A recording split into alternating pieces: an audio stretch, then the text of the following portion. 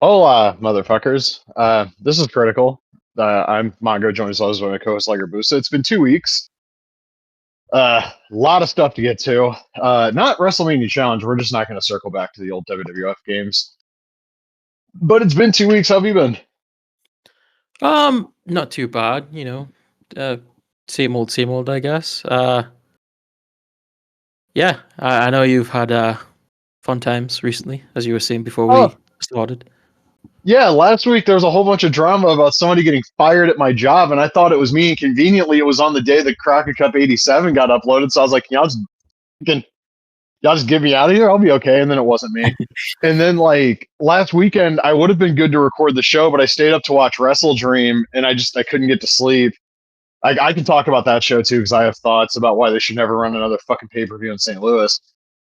Um, and then like I got sick this week, and like there was a point like Friday ish that I almost was like, hey, I know it's 2 days out, but I don't know if I'm going to be good to record. And I don't even know if I sound normal. I feel like I do. Yeah, it sounded right. Uh, it's just been fucking it's been so stupid. And I work next Sunday, so like if today wouldn't have worked out, it would have been like close to a full month since the last episode. So we're fucking here to talk all the news about all the dumb bullshit in the world of wrestling video games, comics. I saw like the top two fights from the UFC pay-per-view yesterday, and the main event had the funniest possible outcome. I'm not gonna lie. But wrestling video games. Apparently there's like a John Cena farewell tour DLC for 2K. Apparently I'm also late to the party on this, but I don't own the game. I don't really pay attention to it. Yeah, excuse me. I think it's like 2025 John Cena, which they already did before, but this one's got like a new heel intro and an outro, and there's like I'm trying. It's hard for me to remember what's in it because I already got all this stuff anyway through through modding. But there's like I think there's like the prototype and Brock Lesnar as cowboy hat and jeans, and I think there was another scene in there as well. Wow. So the prototype, which is a model that was in the game 2 years ago, is now DLC. I think it's the prototype. It might be like another one. I don't know for sure, and I don't care enough to look it up. Yeah, I don't blame you. Yeah, it's certainly not worth buying. I mean, even if for some reason you want to play as Brock Lesnar, you've everything is in there anyway. So like, you're better off just downloading something off Community Creations, I'd imagine. I mean, do you really want to play Well, him as in like a cowboy hat? And I mean, I guess you could edit it, but I was gonna say if you really wanted to play as Brock Lesnar, you could just download SmackDown, Shut Your Mouth, SmackDown, Here Comes the Pain, or WrestleMania 19, yeah, those are your better options. and Um, have a much better time because those games are good. they released a video last night of Drew McIntyre from what was it, like 2010 or something. And Oh boy. that wasn't something that I saw leaked or anything, or like people or modders had shown or anything. So that was something new. And he's got like his Broken Dreams theme stuff. So, but I guess he's Oh, got his. remember when they used the intro for that like a few years ago at the stadium show when everybody just wanted him to use the whole song again? That was great. That was that was Clash and Cardiff, I think. Um, yeah, Yeah. but I guess he's got his modded entrance. So because they always do that shit. I someone sent me a video of like Slow Chemical like bald Kane, Yeah. and I had a giggle because like the entrance doesn't line up with that era of Kane, and also the model Hmm. just kind of looked shitty. And I hate that fucking Raw O2 arena because the posts were not silver. Even if you can find me footage of it being silver, they weren't silver all the time. Yeah, I think the deal there was it might have been the Eddie tribute where there was silver. I'm not sure, but they just reused. They just keep reusing whatever version they had in a previous game. So rather than update it and make it like what you would think from Raw 2, they just use that specific one. Why they do things like that, I have no idea. But they don't reuse the stage because remember the Eddie tribute show was like one of those SmackDown Raw double tapings where it was like half of each stage, kind of. I'd have to. Yeah, I think you're right. I wanted to say like last year there was a lowrider off to the side, but like I can't remember if that's still there or not. Mm, just very low effort stuff, and also you're locking. And I don't think I don't think I'm out of fucking line in saying this. You're locking basically everybody's favorite Kane theme behind fucking my faction. Yeah, it's crazy when I see people like saying, "Oh, I've got to grind to get this shit," and it's just like, if you're gonna play this game, like you want to play it on PC and just have access to all the shit without going through that, or like if you've got to play it on consoles, I think What's the State is still uploads mouth action stuff. Um, it's such bullshit. All the stuff that they lock behind there, it's in no way consumer friendly, and it just seems to get worse and No, worse. no, it's not. Also, just throwing this out there. Hey, Mattel, can we get an Ultimate Edition version of that Kane? That'd be cool. Tank top Kane from '01? Because that's been rumored for like 2 fucking years now. Do you Like do like hardcore champion Kane. an ultimate with like hair and then one with a bald head? Yeah, Yeah, makes sense. like they could even do that thing that Bill had the weird fucking fascination with, where it's like one head with like multiple hair, like do multiple heads, and then like you just have the two hair pieces. Like one comes with the mask, the other is like the like poofy shit he had before he just shaved it. It'd be cool if they had like the unmasking. You know, when he had like the black smeared on his face and like this his head was like shaven weirdly and shit like that. Yeah, didn't they do that on like one of the recent ones? Like I feel like that was like a Target figure or a Walmart one that he had. Maybe. Yeah, that either way, like if that got an ultimate figure, they would have to sculpt a new torso, and presumably none of the tank top stuff would be painted on. You would have to like sculpt that so it would Yeah. actually, not look like shit. Yeah. Exactly. Hopefully. And that's kind of like my whole reason for wanting that '01 version of Kane, because I can think of in my lifetime approximately one good version of that version of Kane in figure form, and it's the R3 figure. That's right. And my biggest beef with the R3 figure was like torso wasn't wide enough. Like everything was perfect, but in terms of like scale, like Kane was a big motherfucker. Like people forget this, but he was gigantic in like 2000, 2001. Yeah, kind of scary, ripped. Yeah. And like you kind of take it for granted in like 97, 98 because of like the bodysuit or whatever, but like Yeah. giant motherfucker. Oh It's a yeah. real shame the guy playing the character is a piece of shit. Oh, he sure is. Oh god, if I could only go back to like 1998 and be like, hey, your favorite guy in the WWF, you're gonna have like no respect for him by the time you're a grown up. It's like that with a lot of people, right? Yeah, yeah, kind of could say the same thing for my favorite guy in WCW at the time, which is Goldberg. Mm. Not because of the Oscar thing, because I just think that's funny that he's that upset about it. I'm talking like he had Doug Dillinger with him at his retirement match, and Doug Dillinger was mentioned in the racial discrimination lawsuit because he just wouldn't stop calling black people the N word. Oh, nice. Yeah, and fuck Doug Dillinger. Um, you sent me something from like I guess it was the UPW Discord about like they were asked to make a version of the game that had like I guess like characters that weren't the UPW characters, and it was the Triple H and Austin models. I'm pretty sure we'd already seen. One thing I want to note, that's a modified version, I'm almost certain, of like the 2021 Backlash logo in Yeah, the picture. there's a mix of different things. Like there's a mix of like the modern WWE logo and like the Attitude Era logo, but WWE instead of WWF.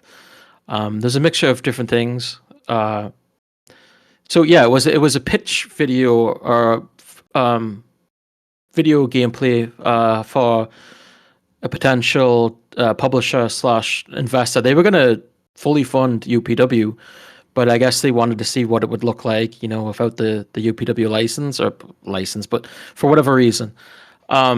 So yeah, they put together a video of Triple H and Austin and called it Backlash just as like a nod to the not real Aki game. I think the video looked pretty cool. Um, I didn't see the video. Yeah, it was the video was just on the Discord. Not the Discord, sorry, the Patreon. Yeah, I think it looked neat. They've indicated that if they have everything that they want to do, and with modern functionality, you should be able to get something that looks like that in the final product, or at least close. So, I mean, that's neat. It was interesting, that's for sure. Yeah, I saw the screenshots. Yeah. Before that, they did release a October update video, which is like an hour long. That I think that's becoming like seems to be like a monthly thing now. Is like a release a longer video every month. Um, it was good. It was a lot of like just explaining further about switching engines because it seemed like people are still really confused about that. Um, it seemed like one of the biggest things was, and maybe I'm getting this wrong because it's been a little while since I watched the video and talking about it like specifically, but it seemed like an issue with the old engine was the online component. Like it just wasn't working like they wanted it to, and adding it would have cost them thousands of dollars. So the Andrew Yang game that Sam had made previously already had an online component, and it was much easier to incorporate that into UPW through the new engine than it was the old one. So I guess that played a factor into it. Um, so yeah, the video was like a lot of like technical stuff, which was like over my head, and it was fine. It was informative and stuff, and but then he got to a point where he was talking about like the delays and stuff, and um he was talking about like the time frame to make a wrestling game. So he asked Chat GPT, and he's like, Oh, Jesus Christ. Chat GPT says this, and I was just like, oh, dude, like no one needs to hear what Chat GPT says about how long it takes to make a wrestling game. Like you're making it, you've already explained like the delays and small team and stuff like that. It's like I don't need to hear what AI needs to say about it. So that was just like it was fine up until there. Yeah, Jesus Christ, man. I remember when the video came out, the one where he initially was like, here's the old engine and here's the new one. Somebody that I showed that video to was like, changing engines mid development is usually not a great sign. And I was like, yeah, it doesn't sound great. And then it was brought up to me, and I don't remember if I mentioned this when we talked about that video, but um PWX has changed, and I hate to keep doing the comparison, but like PWX has changed engines like three fucking times, and it never ends up feeling better than it did before. And I'm hoping at least with what they're currently working with UPW, whenever we end up getting the demo, I hope it ends up feeling better than the original engine did. Yeah, Uh, Still not optimistic. Like I wanted to come out, but uh, there's we might not be getting a demo. They might just go into early access. I don't think they know specifically yet. But I mean, what I'll say is that when they showed the footage of the new engine, the one thing we talked about the old engine was the speed. It didn't seem like it fast as it should be, and from the footage that we saw of the new engine, it seemed like that was no longer an issue. yeah, And I mean, we'll see. It's a case of like with UPW, it's like you want to keep following and see what's happening, but like originally the demo would have been out by now, right? Or like the game was originally yeah. set to Because be I out said the full retail release was supposed to be out by now. by the end of this year, and like obviously delays and stuff like that happen, especially when you're with a small team and everything that's going around. So it's not at the end of the day, it's not surprising, but it's just like it's hard to continue to talk about it because you at the end of the day, like you're just waiting, right? You're just waiting for the game to come out or um, you know, more footage or actual looks at the DLC and stuff like that. I just wonder again about stuff like the wrestlers that are going to be DLC. Like, I know in regards to like action figures, like they wait sometimes they wait a long time for those releases. And it's like I don't know if a lot of those wrestlers are aware of that, like the time period. And it makes you wonder about video games too. Like, are they aware that the video games go through issues and they might not get the money that they're expecting. When they're expecting it, it might take a lot longer. Um, so yeah, I just think about stuff like that. But yeah, again, it's just like a wait and see. I mean, at least there's updates now.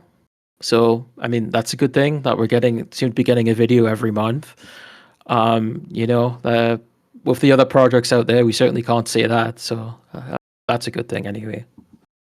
I'll say this: they need to release the demo. I don't know what the thought process actually is at Hyperfocus Games about like the delays and changing priorities or whatever. But when you've had delays like this, and there's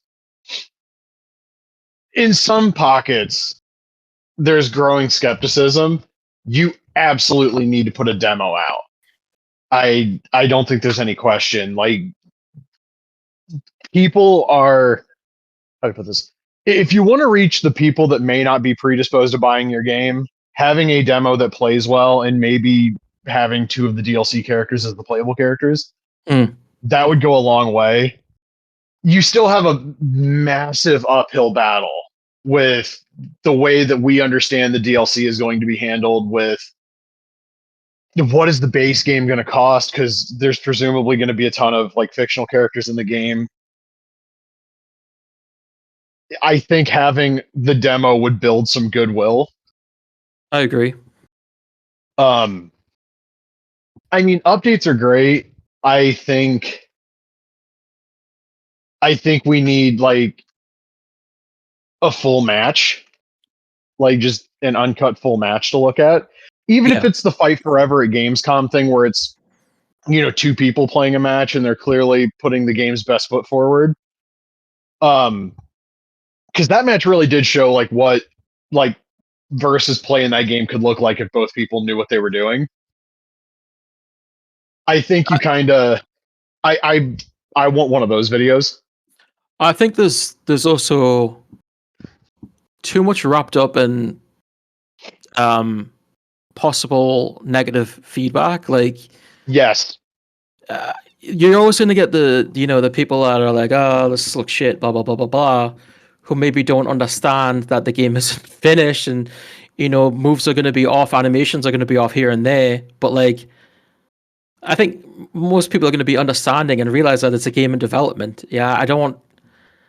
When they showed that very quick clip of from Gamescom, it was recorded off a laptop, and it's like you're hiding things you don't need to. It's like I know that there's going to be people that are going to be negative, but it's better off being open and showing people that yeah, we can put together a full match, and yeah, there's the things that might be off, but they're going to be fixed. Like that to me is not a problem. I think at the end of the day, if you show something, you're going to get more eyes on it, and there's going to be more people that are interested rather than the people that are just like, oh, this looks like shit, yada yada, who don't understand that it's a game in progress or just like are negative to begin with.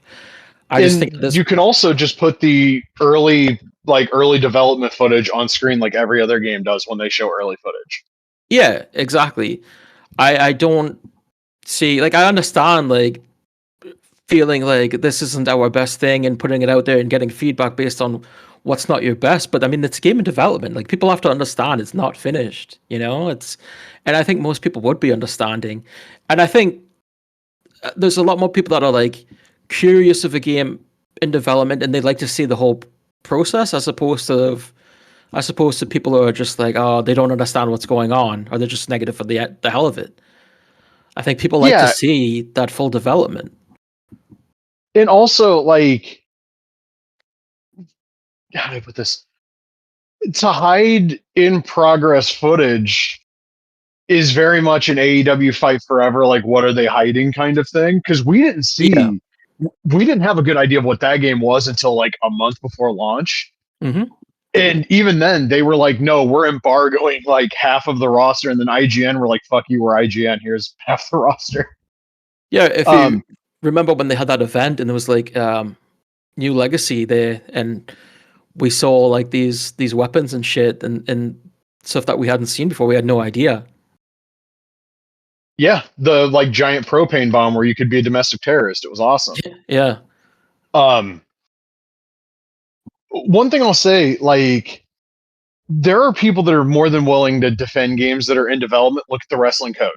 Mhm. Every bit of footage we've ever seen of that game, and none of it looks as encouraging as the very little we've like actually seen of UPW. Yeah. And So, I, you can't listen if you're scared to show in progress stuff because of potential like negative like comments. I can't imagine what the reaction is going to be if the game ships and there's worst case scenario, there's something wrong with it, like it's not optimized or just something feels off about it. Are you just not going to release the game then because people might potentially not enjoy it? yeah, I don't know. I feel like like as I said and as you said, there's always going to be negative feedback, but Yeah. I feel like the people who really understand, like, are curious about the development. It's like the Wolverine footage. Like, I know it didn't look great, but it was still interesting to see the game in progress. And there's going to be changes to when it finally releases. And at the end of the day, you're going to have to base it off the final product. I mean, you can have thoughts of a game in progress when you see it, but it's what counts is when the product is actually released. But I don't see anything wrong with like showing it in development, being like, this is what we're working with, this is what we're doing.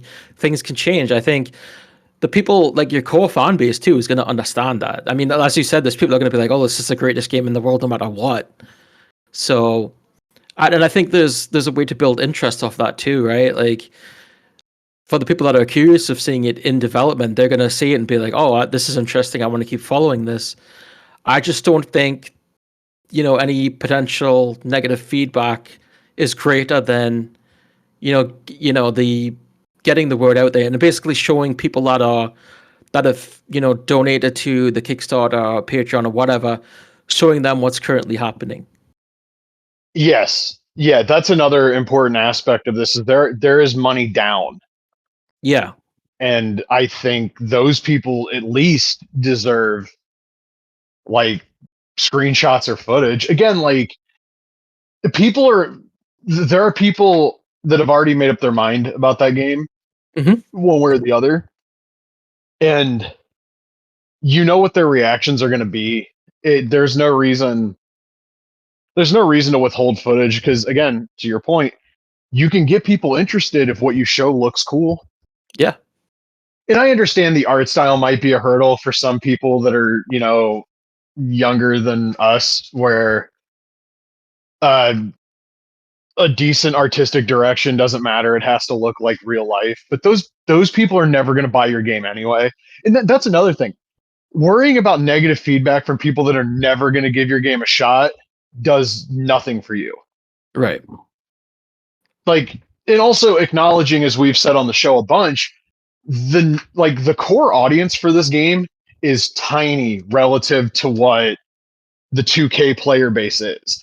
You're never going to siphon people away from that. Focus on that core niche that, quite frankly, is an older gamer for the most part. And we're all people that grew up playing games that look like shit compared to modern games. Graphics don't matter. Like, what does it play like? Exactly.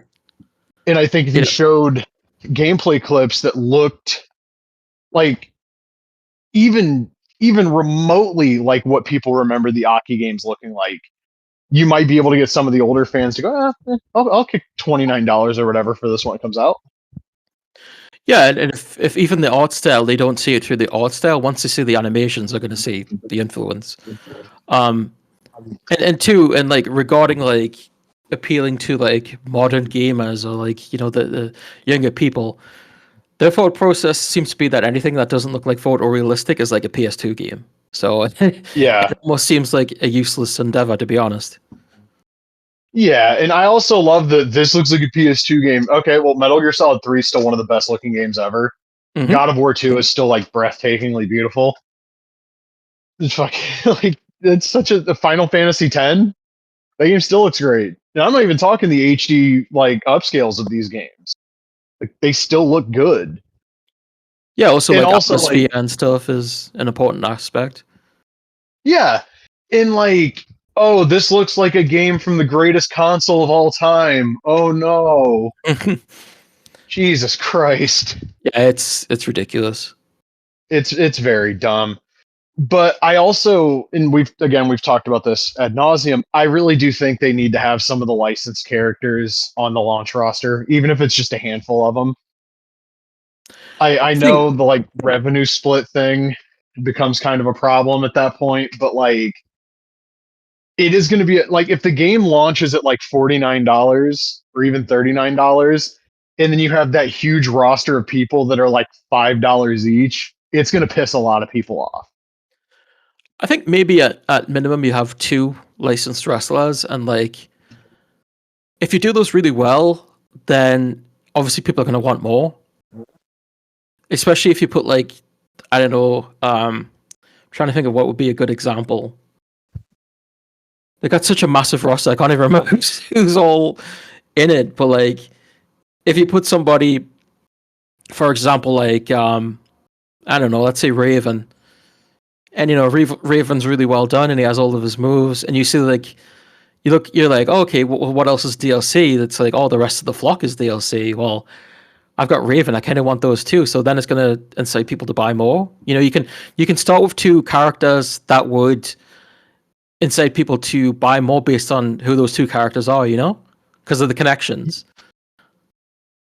The problem is though if they're $5, because then like oh it's like $25 to get the rest of the flock or whatever. Just as an example. Yeah, yeah. We're gonna see how that all works out because on paper it's a nice idea, like the wrestlers getting the paid well and stuff like that. But I don't know. Well, we'll see what happens there.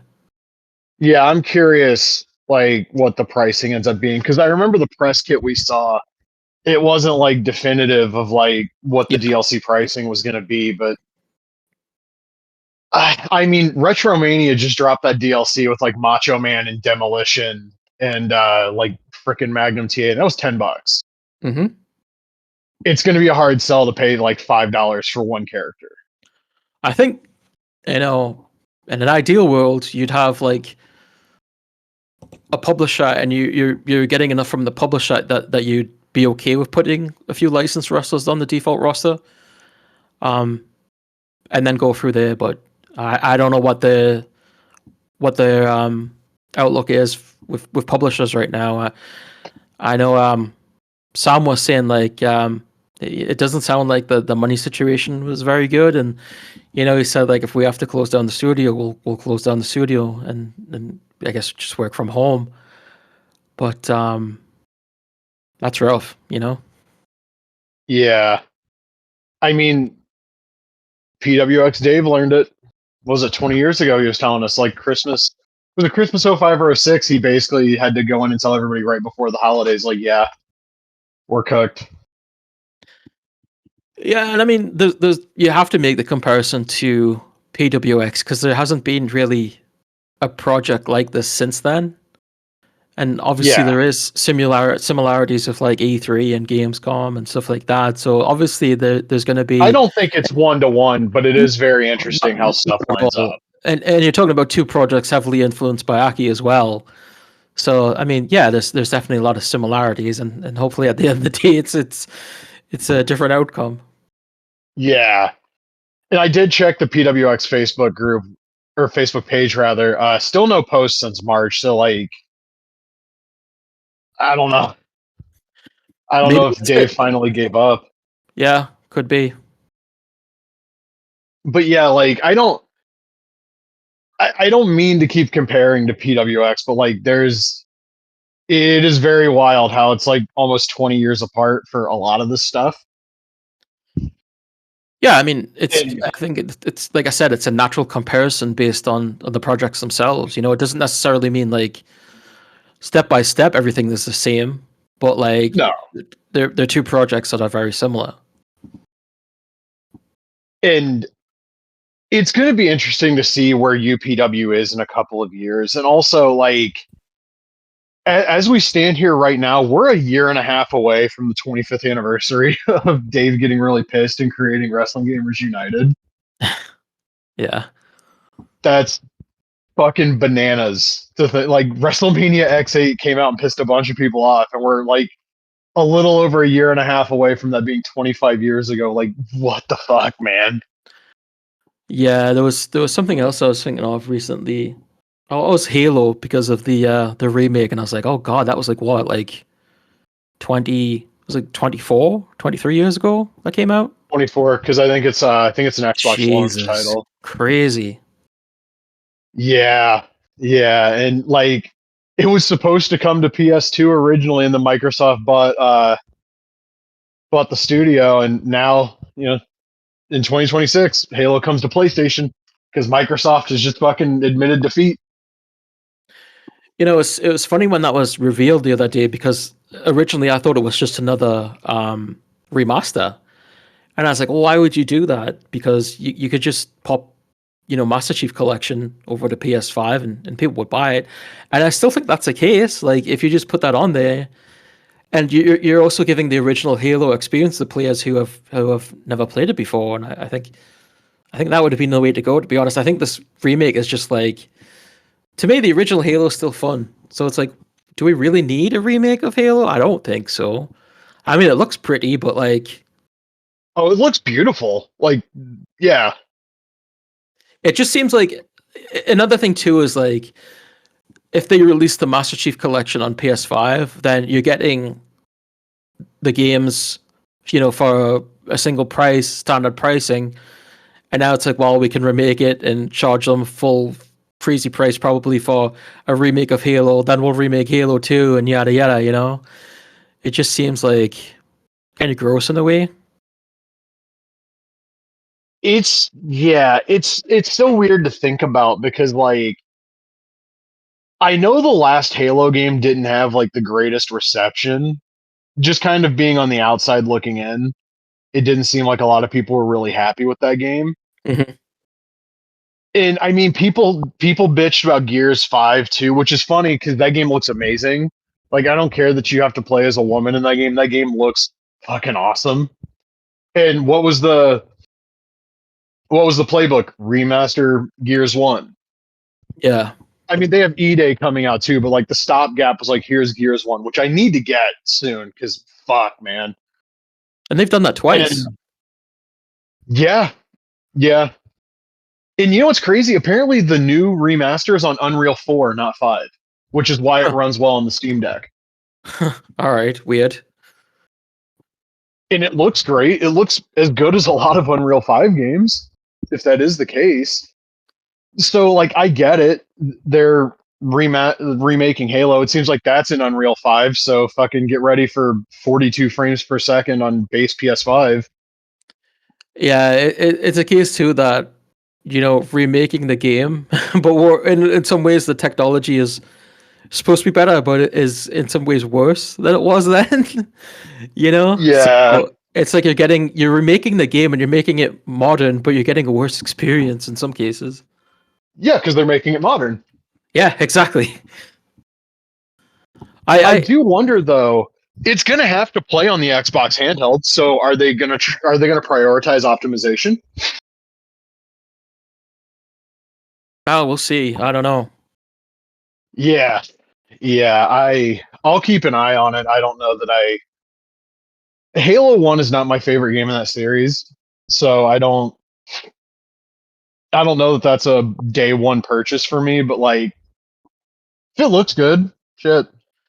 Yeah, I think for me too. It's like for me, it's hard to justify remaking 3D games. Like I know 20 plus years now, but it just seems to me in a weird way. It just seems like unnecessary in a lot of cases. Not every case, but like in some cases. Also like remasters too. It's like I think that you should preserve the original game and they should be made available to everyone. If you're gonna remake Halo, then you should also have the original Halo on like the PlayStation Store. I just feel like that's the right thing to do. It's like when they did the GTA trilogy, if you remember originally, they took down the original games.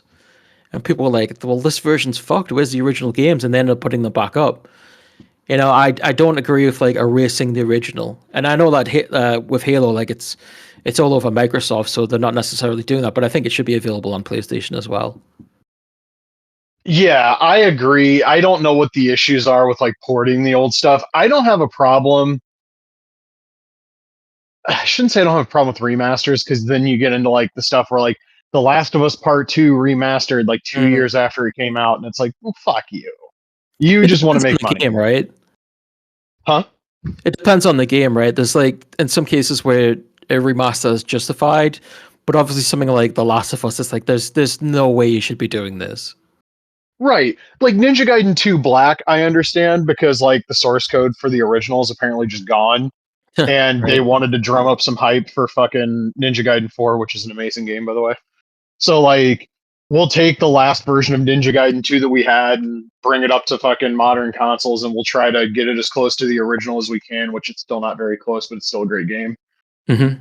Um I get that, but when it's like I can't even fault Spider-Man Remastered because that was like a pack-in game with Miles Morales.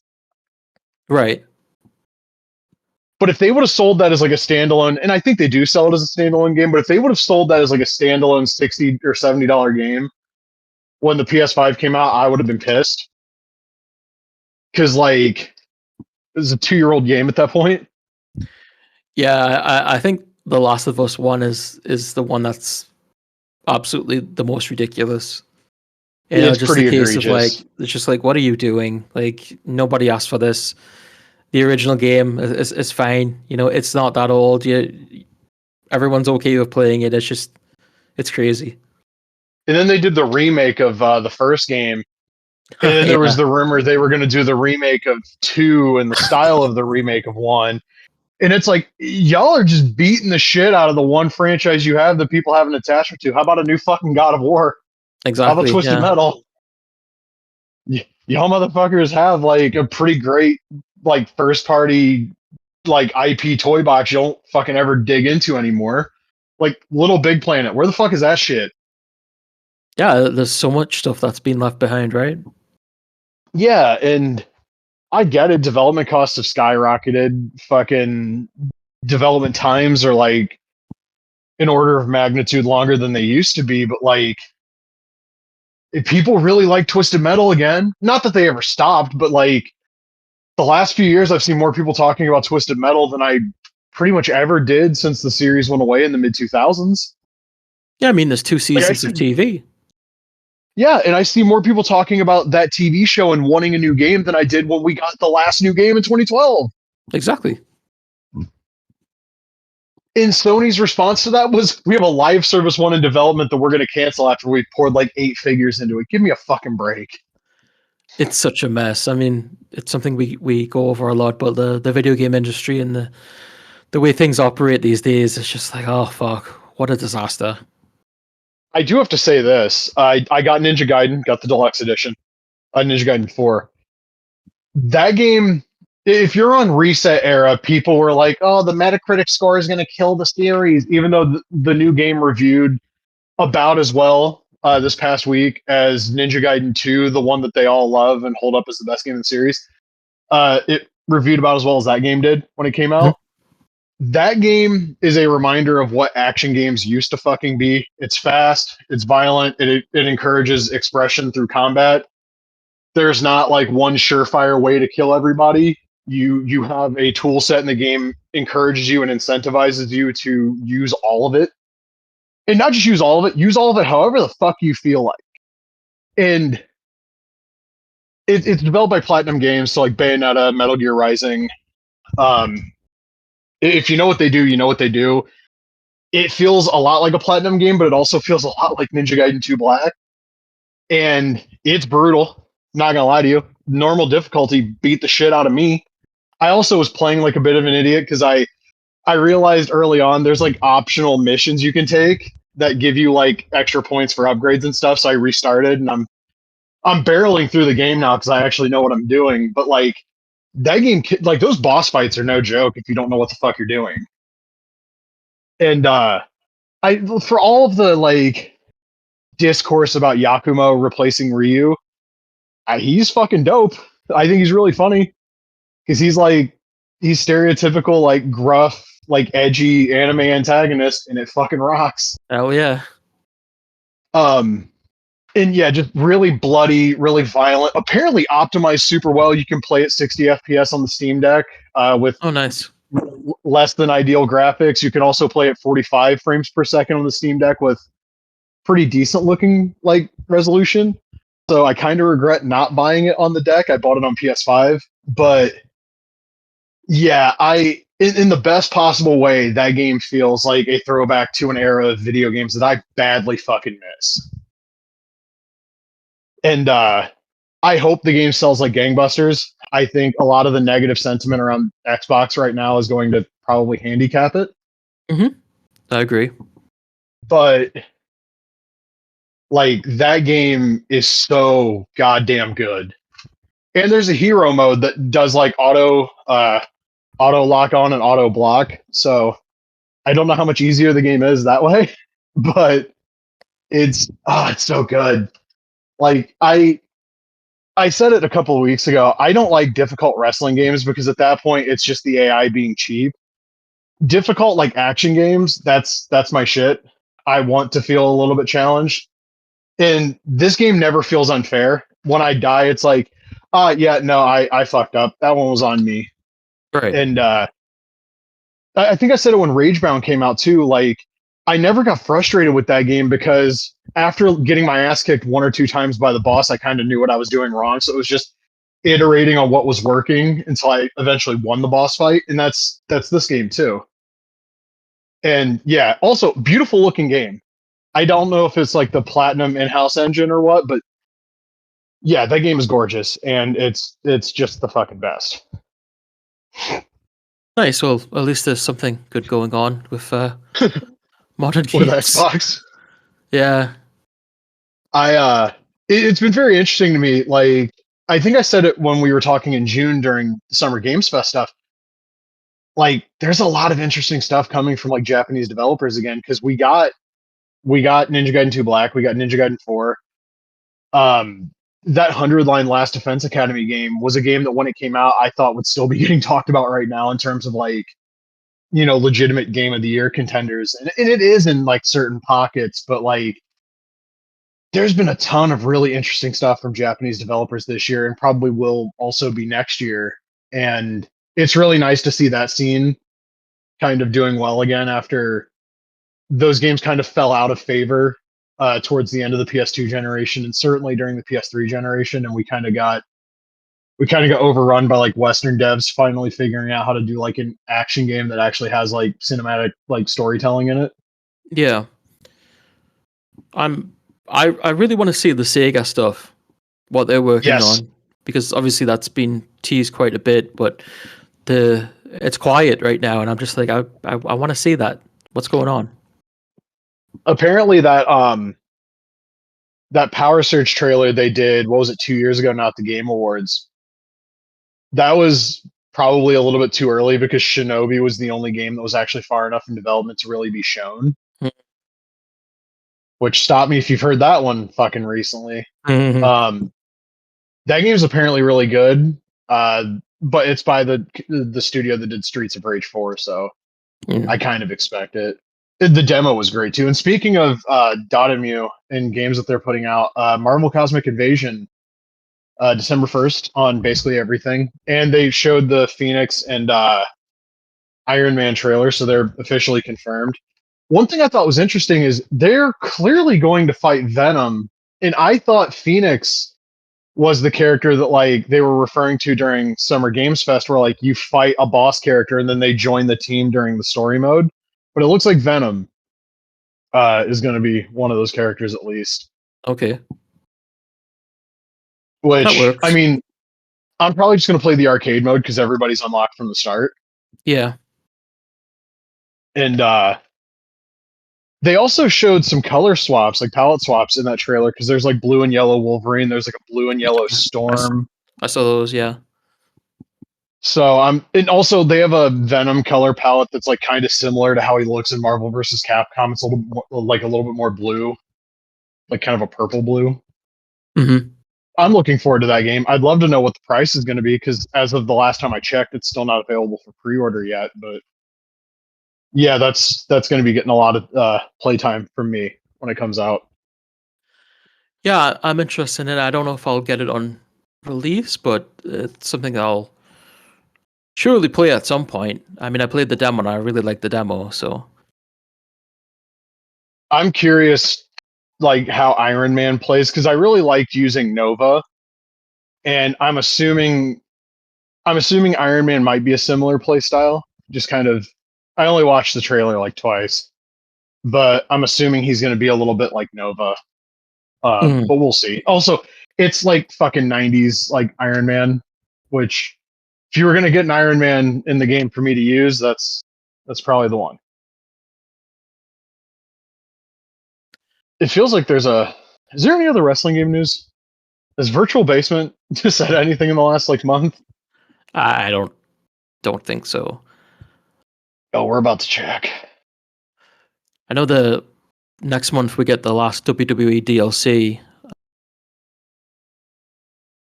Really? Like, In yeah, November? November's the last one. Yeah, Who's in that? that's like Junkyard Dog, Tito Santana, bunch of other people I forget. What version of Junkyard Dog do we know? No,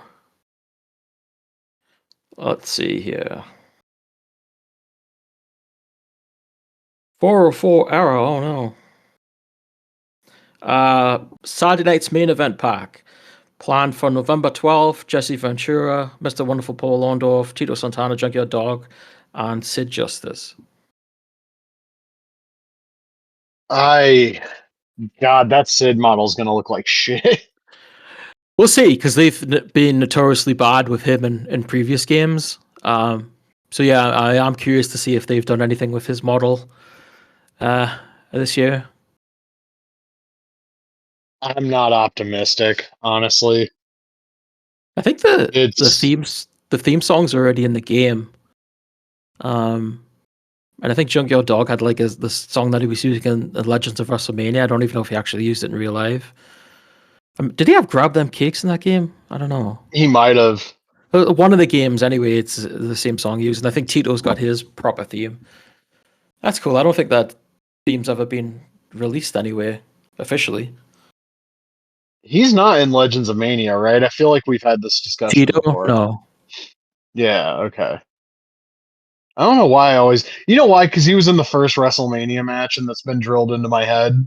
So I always assume he's in that game. Because I Tito's mean, he's someone that's you figure would be in has been in would have been in more games than he has. You know, yeah, because he was around for obviously in the WWF and in the 80s and 90s, but he's really only been in like Legends of Wrestling, and I think that's it, right? yeah. I don't remember if he's ever been in a WWE game. From my memory, no.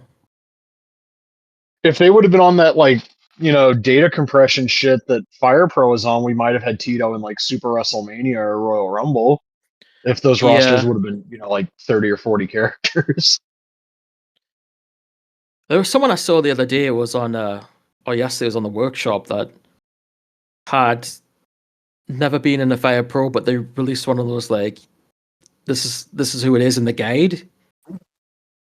And I thought that's like super interesting because technically he's that as I said, that person's never been in a game, but like in the guide they had him listed like here's how you create that person. I was like, oh that's neat. I always like that because they have I think it's Super Fire Pro 3 with like Billy Robinson. Yeah. And then like in Fire Pro Z's guidebook, they basically give you the stuff to create all of the maybe not all of them, but a few of the WWF guys that had to get cut. That's right. Yeah, it was cool. I mean, Aki did that too with the Virtual Pro Wrestling 2 guide. They had, this is how you create. I think Ric Flair was one of them, and a few other people. Huh. I've never seen the Virtual Pro 2 guidebook. I feel like there's two because whenever I look them up on Buy, there's like two different covers, and I was like, well, which one is which? I don't know. Oh, one's probably like the guide for the roster, and the other probably has like the edit mode characters. Yeah, probably. That would make sense. I love that game so goddamn much. Yeah, everyone does. But yeah, I looked it up, and Tito's been in Legends and Supercard, and he's scheduled for Ultra Pro, and that's it for him. It's so weird because like he feels like a way bigger deal to me than how many figures in video games he's actually had. Yeah, I mean, like I said, he was around for a long while. I mean, he was Intercontinental Champion in the '80s, and even in the early '90s, he was on the team with Hogan and Warrior at the end of Survivor Series '90. You know, he's a guy that was always there, and El Matador wasn't great, but he was still a guy that was on the card. You know, And allegedly being considered for a WWF title run. oof. Like right It was a, around the time that Brett got the belt allegedly. oh really? That's I don't think that would have worked out very well. I mean, I like Tito, but he wasn't the most charismatic guy. Yeah. So in terms of figure news, Oh, before we move on from video games, one other thing I wanted to bring up was earlier this week the listing went up for the Scarface game right. on Yeah. Steam, and it just came out of nowhere, and everyone was like, "What the hell? Like, this is getting a re-release? Like, what is going on?" Because, I mean, you're talking about a licensed movie, the characters and the music and all this, and it's just like it seemed absolutely wild. And that game hasn't been available since its original release. So like, what's going on? And it was a company that didn't really seem to have anything else to their name, and people were like, "It seems it's a bit sketchy." And there was talk like it had mods in it by fan created mods that weren't aware that their mods were going to be involved, like what was going on.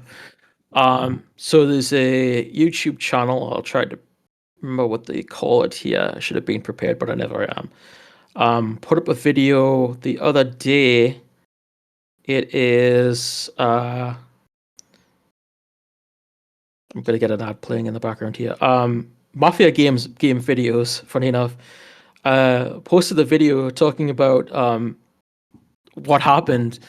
So it turns out that the studio, the name that they're using is from a studio that went out of business in 2019, and they have a one video on their YouTube channel from like 2016 or something, or maybe even earlier than that. And it's just like they don't have anything else on there. You go to their website, it doesn't work. So it turns out they accidentally released the game early on Epic, and it hasn't been released on Steam. And when people had purchased the Epic version, it looked like it was just like a cracked copy of the game with the original music and everything. And obviously, with music licenses, there's probably no way that all of the original music would survive. So yeah, it's definitely a scam. It turns out too that they had released a game previously on Steam that was actually free, and they had put it up on Steam without the developer knowing and were charging for it. So yeah, like complete scam. But it's so interesting, like how they were even going to attempt to put that on there. It's you makes you wonder about like how Steam and Epic work in that situation, because I don't think they did much research to see if they actually had the license or not. Jeez. Yeah, what a fucking mess. Yeah, I mean, there's been cases like obviously where like assets have been stolen and shit like that, and that goes up on Steam. Um, I thought we were kind of out of the era where a lot of stuff goes on Steam unchecked, but I guess we really aren't. I mean, there's shit that goes on there every day that's like that you could barely call a video game, right? So Yeah, it's so weird. Like I said, do you like how does that get past any sort of like vetting process? I guess they don't have one. Is the No, easy answer. no. I was Oh God. watching a video recently of someone that's like, I'm gonna purchase games on Steam that came out today, and there was like tons and tons of games, and there was like one interesting one that was like a puzzle type game, and everything else was just like the worst shit, like unfinished, bland, terrible stuff, and yeah, it's still what you get on Steam, unfortunately.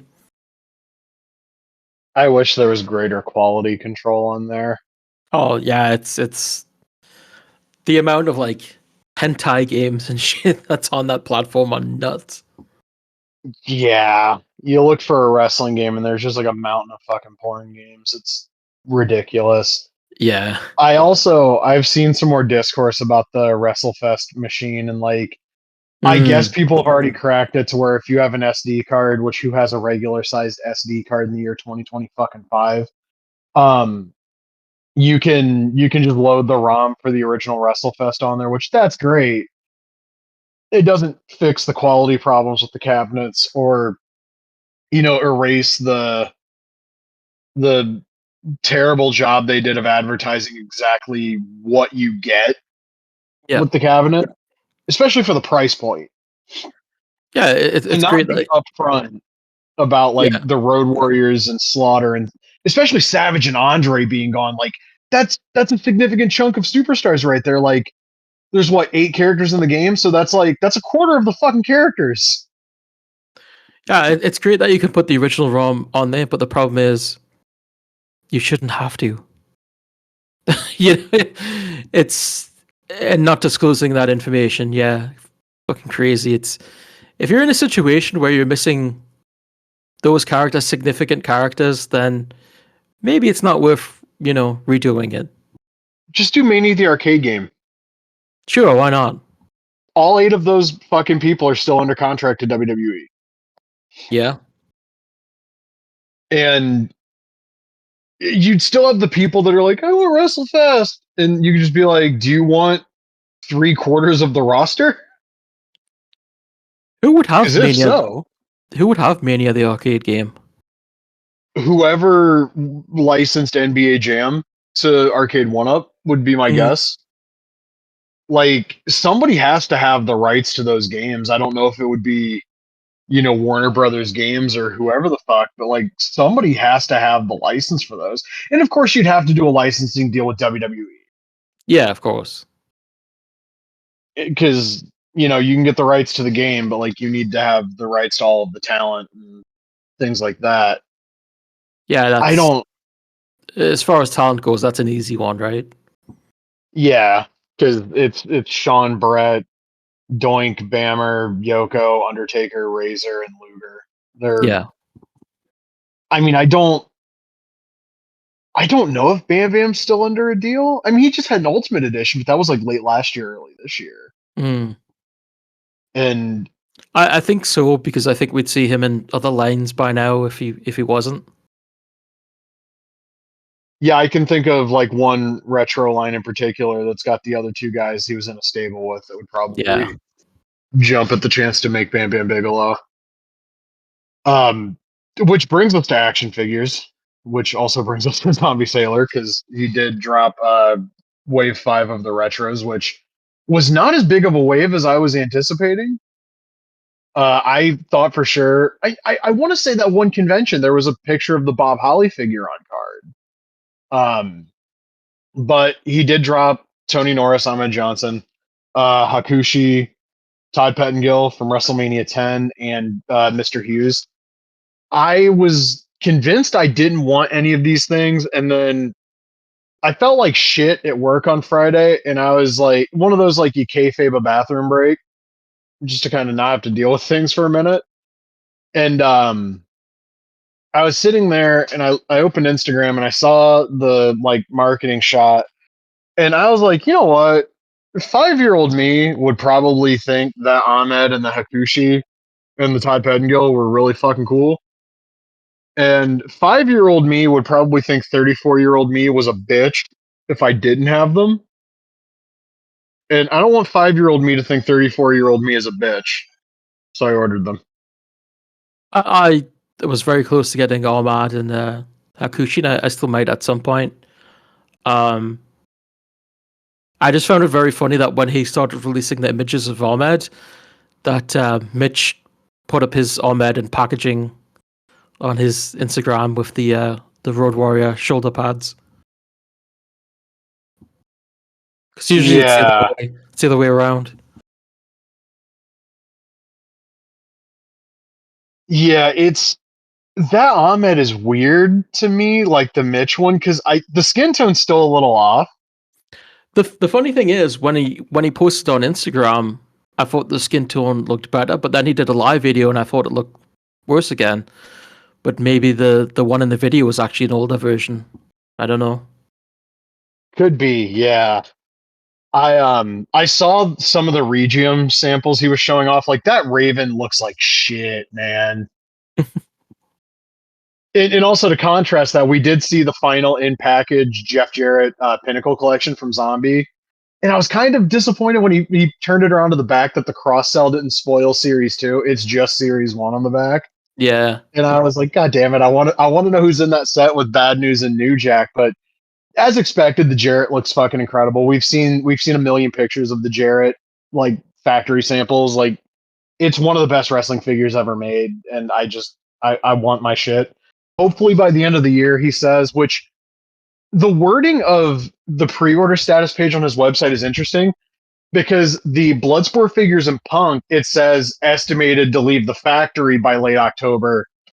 The Pinnacle figures say estimated to ship to customers. So like, did those leave early? Because we know that Series 5 was like he didn't get the full shipment. So like, are those going to arrive with the rest of the Series 5 shipment and the rest of the Macho Mans? Maybe. I don't know. I'm chomping at the bit to see that Abdullah Butcher figure in person. Like I remember when we talked about it Mania weekend last year, like that became my most anticipated figure in Series 1 the second I saw it. It's perfect. Yeah, that's the only one I've ordered, so I'm itching to get my hands on it, though who knows what import fees I'll be paying on it now. Ugh, yeah, it's so dumb. Um, KWK showed off the Dory Funk Jr., a hand painted prototype. I think it looks really Not the cool. best. Yeah, not the best quality of pictures though. The pictures seem a little like blurry, but he comes with an NWA domed globe belt done in the style of the Hasbro WWF It's a title, neat which that idea. looks awesome. Yeah. Yeah, yeah, I love that.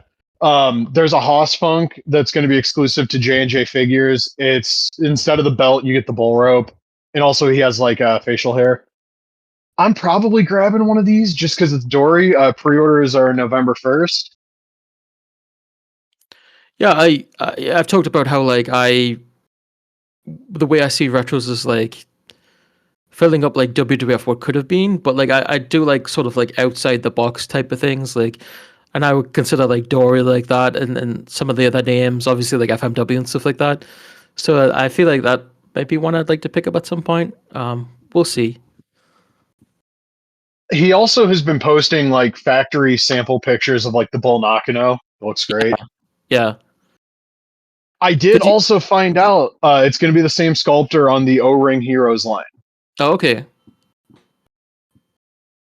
I think that guy thought I was trying to pump him for information, but I was just like, "So are you doing the O-Ring figures?" And he's like, "Yeah, there's a couple other sculpts I have to do, and then I'm going to start on those." So they haven't even started on those yet. I don't know if you saw that the figure collections, Kenna, Andre, and Savage went up $30 each. Yeah,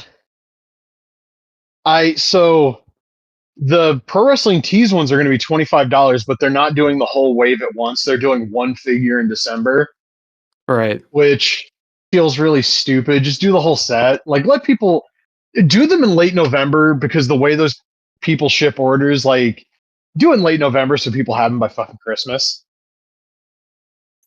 I understand it's But like 2025 and their online orders and everything, but like $30 for like a 3.5 inch figure or whatever. I was like, I don't know. It's it's part of the problem with like smaller toy lines. I get it. It's just like, what It's is? hard to justify that price, Now I got to do honestly. the conversion. What is it? $30 US. Let's see. That's got to be like $30 is 42 Canadian. And Ay, caramba. with all due respect to figure collections, that line was really cool to me before we found out we were getting the actual 3.75-inch style figures that I wanted as Right. a kid. Like and those pro wrestling tees ones look awful. I really I don't want any of them, and I hate the idea of having to wait until the middle of next year for the KWK ones, but whatever. It'll be interesting to see who else jumps on that line because, with everything, once one person does it, everyone else jumps on it. So, Oh, I can't wait for Mitch to do it. Oh my god. You fucking imagine? Oh, it's gonna be so dumb. I will say, like, I like that we're getting variety in terms of the independent wrestling figure lines right now.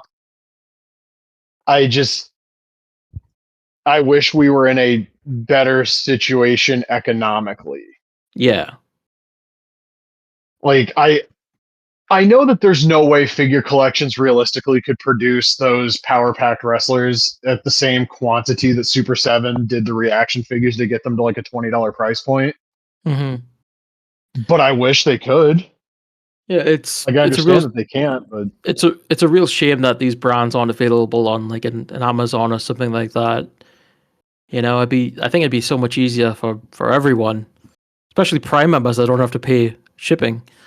Um, it's funny, like the only non WWE or AEW line really was the Lucha Legends was on there. But like all this other stuff, they don't have the distribution, and it would be very, very cool if they did. And it's kind of a shame that they haven't. Amazon hasn't shown any interest with all these different brands.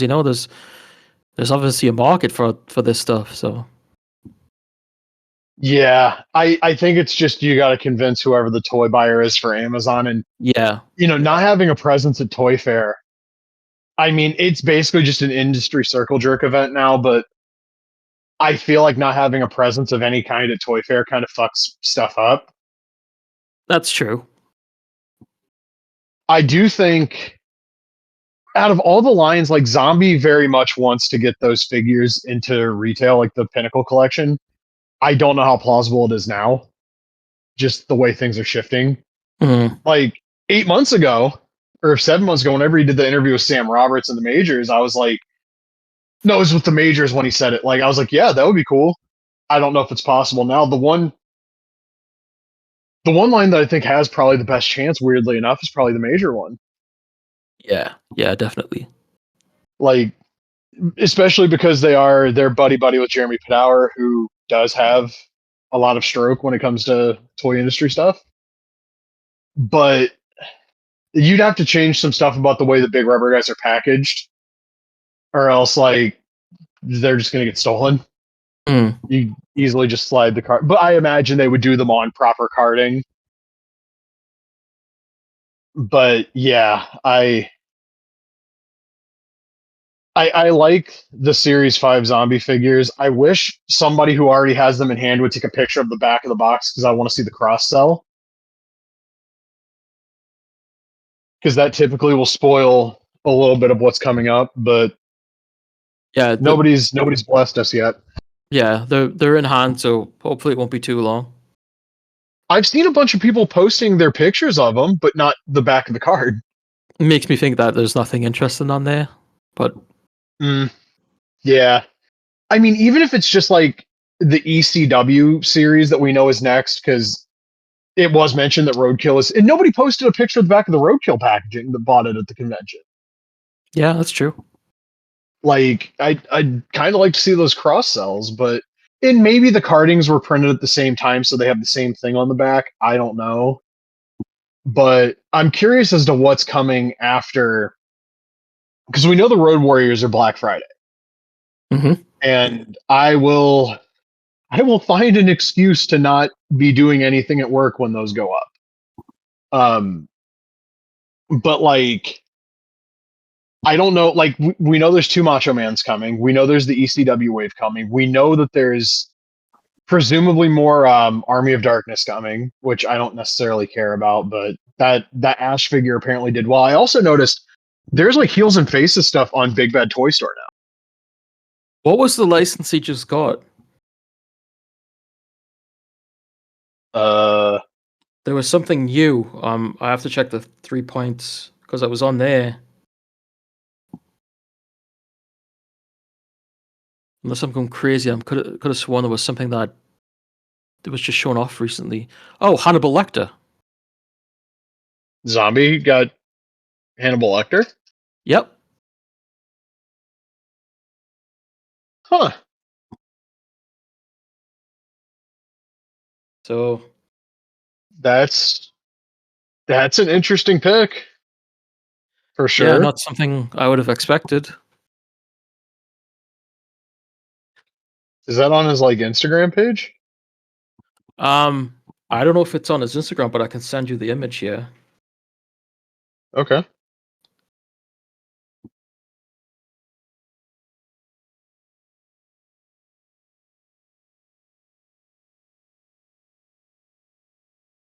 Oh, where is this from? This is from the 3.0 Facebook group. I don't know. He's got Buffalo Bill as well. Yeah, but I mean, like, what's the source of the image? Like, where did they Oh find no, it? I don't know. I don't even Well, think you know what? When in doubt, save. Oh, that.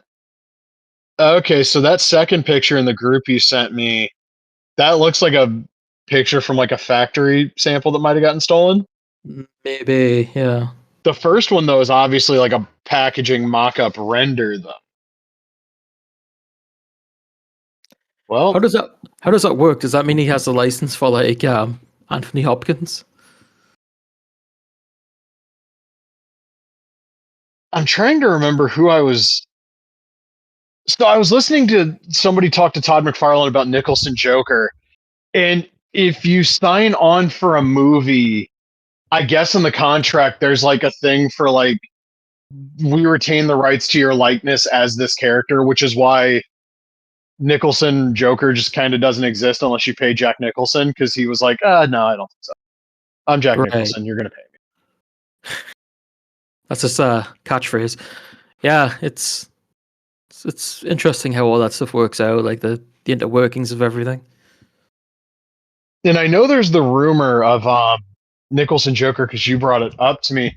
Yeah. The YouTube video I saw, the way Todd worded the answer was kind of open ended, but also kind of seemed like we might do something that vaguely looks like him, but it's not going to look like him.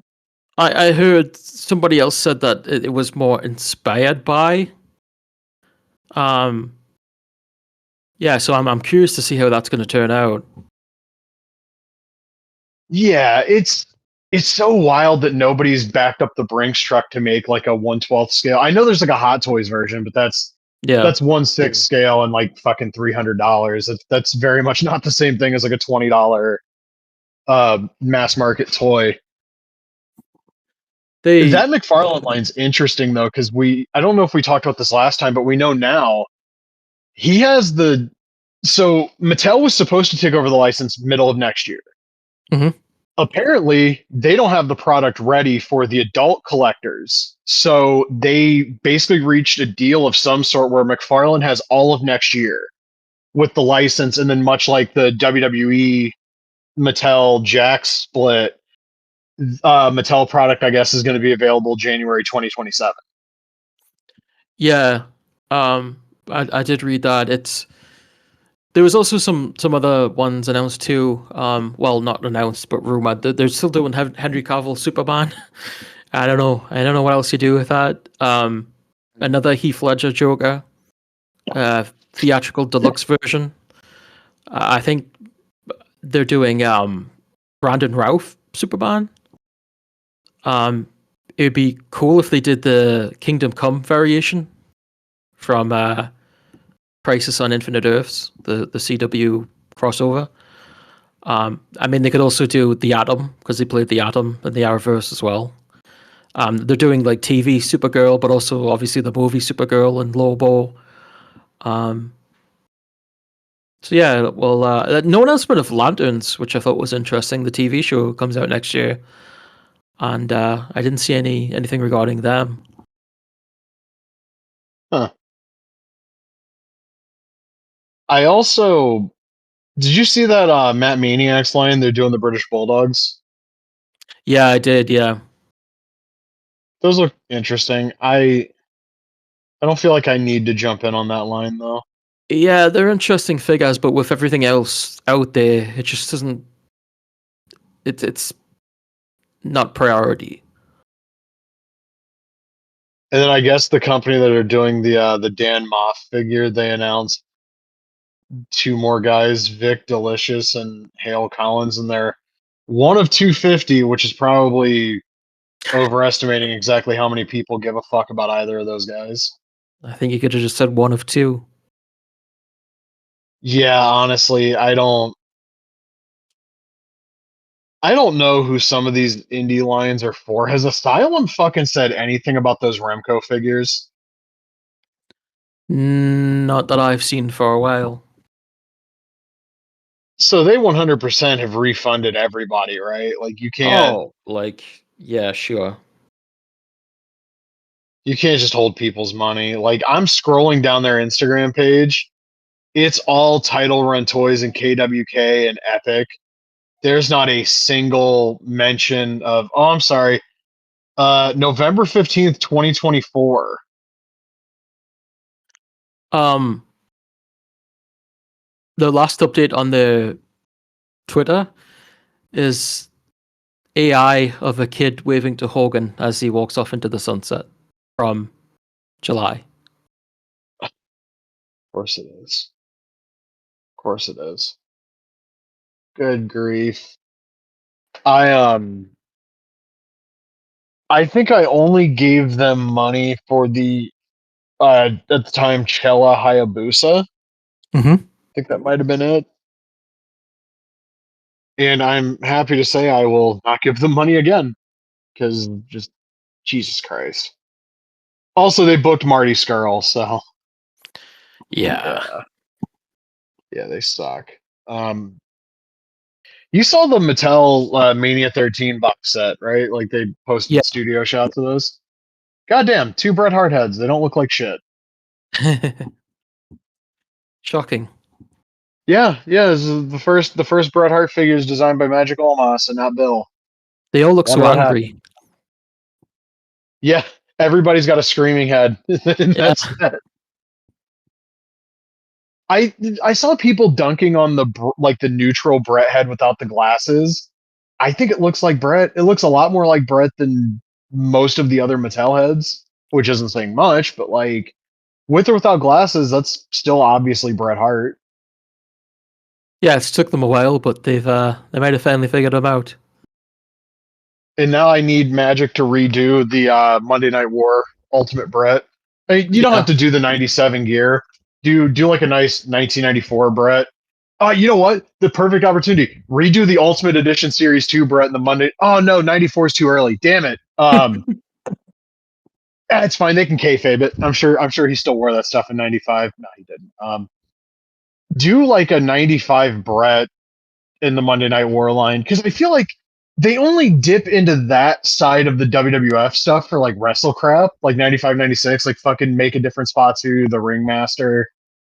That's true, yeah. Like can we get Brett?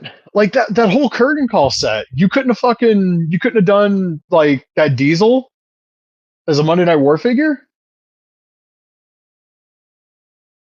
Yeah, that would have made a lot of sense, wouldn't it? I understand that to a lot of people, the Monday Night War really is just 97, 98, 99. But Nitro debuts in September '95. Mm-hmm.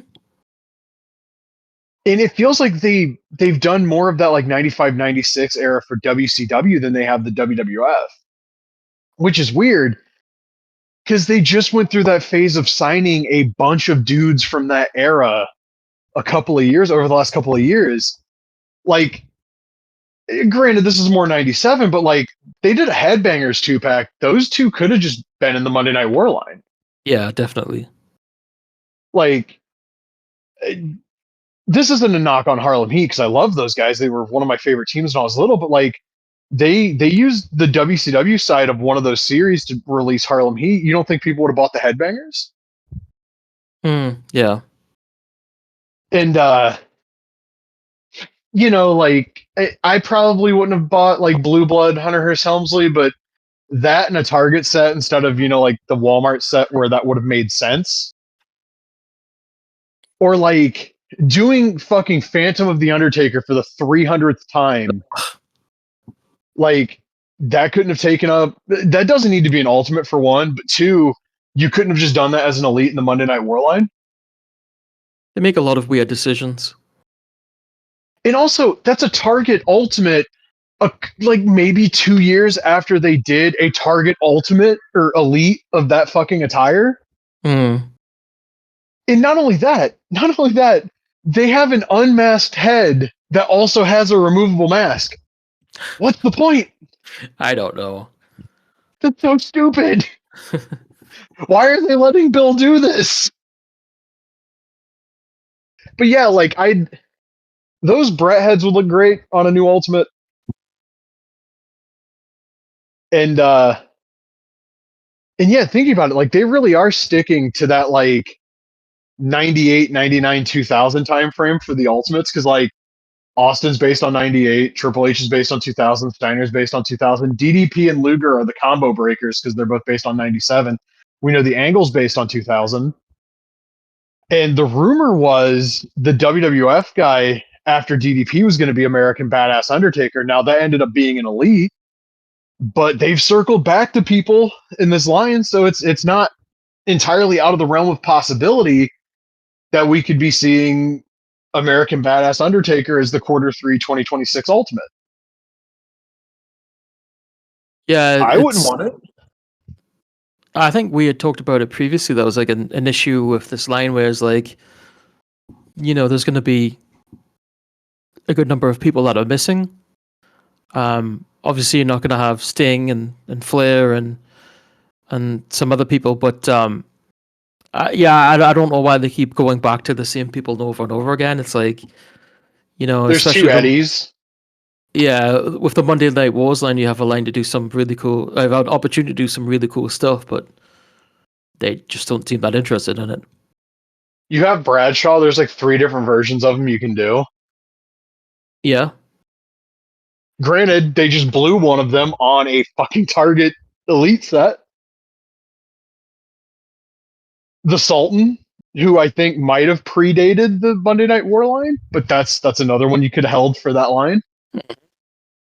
Especially if we're doing the deep cuts, because they did fucking make a different spot too, which I don't feel like anybody ever says anything positive about that gimmick unironically. I think everybody just looks back at it that it was a really goofy thing they did with Fatu, and nobody really remembers anything specific about it.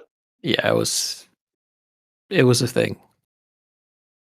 Yeah. So like when I look at and also speaking of guys they can't have, you can't have Owen Hart. Right. Which understandable. Not a complaint. But you have that whole crew of 95 WWF main eventers that you could exploit in Ultimate Edition form. You have Sid. I think people would be jacked about an Ultimate Edition Sid because one, completely new upper body would be required. Mm-hmm. Multiple heads for Sid, which would be something people would be excited about.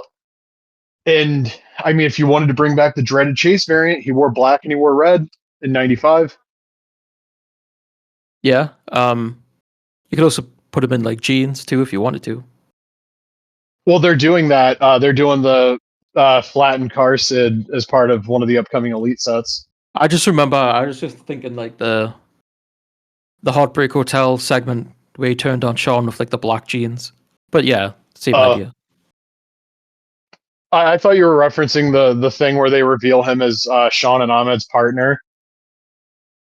Because like Oh, Vince is right, reacting and Cornette's reacting and Sid's talking, and you can't really make out what he's saying unless you listen really closely because everybody else is yelling. right. You're looking at me and you're asking yourself, Shawn Michaels, what have you gone and done? That's a great promo. Like They could Sid do fucking ruled, man. they could do something like Warrior from that era. Remember when he wore like the Monday Night Raw cap and had a ponytail? Yeah, that's another guy that like, okay, you do his Nitro debut because that was part of the failed crowdfunding. Right. But he has a match on Nitro. Mm-hmm. He has like two matches, I think, on Monday Night Raw. You know what I never realized until I saw like the creation of it was that he wore Mm. gloves at like Full Brawl '98, and I saw that and I was like, what? He wore gloves? And I looked back and it turns out he did, and I was like, that's really strange. That's probably the only time he wore gloves. Yeah, I'm gonna be honest. I've only seen that War Games match like one time. Yeah, I just didn't imagine he would ever wear it because he never wore anything like that. And then I saw the creation, I was like, that's got to be wrong. And then I looked up screen caps and I was like, oh shit, he did. Strange.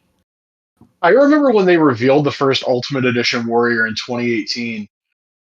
I was disappointed initially that it was a WCW attire, and then I looked at it and I was like, "No, that gear is dope. I understand why people have been asking for a WCW Warrior for years now. Look at this; it's fucking crazy." Yeah, his WCW And gear was pretty good overall. yeah, I just wish he could have made it into Revenge. That would have been nice. That'd been cool. If that game would have had Warrior and Flair both, oh good lord, it would have. I mean, that game has one of my favorite rosters ever, just generally speaking. But if you would have had Warrior and Flair in it, and God forbid if Regal wouldn't have got all shitty with Goldberg and got himself fired, that would have been what a roster. It's also really funny to look back at like Regal being the tutorial guide in Fight Forever. Yeah. Kind of wish they could have got him in the game just for chits and gigs, but shit happens. Was there? I feel like there was another like action figure related thing. I'm Even if there's trying to not, think um, off the top of my head. I don't think so. Not that a I lot know of of anyway. wrestling related stuff from the last couple of weeks we could talk about. Like Yeah. finally getting the complete 1987. Well, mostly complete. We don't have the segment where the Rock and Rolls come out to announce that they're not going to be in the tournament because Ricky Morton has a, I think it was an eye injury and the crowd booed them out of the building. We don't have that. Um, but all of the matches are complete. I didn't realize this, but apparently we did for years have the second night mostly complete. I I could have swore previously when I watched it, those matches had some like edits, not edits, like just missing footage. Massive video quality upgrade over what we previously had for night two. Anyway, having night one in full was awesome. It's like a 4 hour, 25-minute video. It breezes right by. Wyndham and Flair is one of the best matches I've ever seen. The Midnight Express and the Road Warriors is great. Basically, every Midnight Express match in that tournament is awesome. Luger and Tully Blanchard are basically just killer throughout the entire tournament. They're fucking great.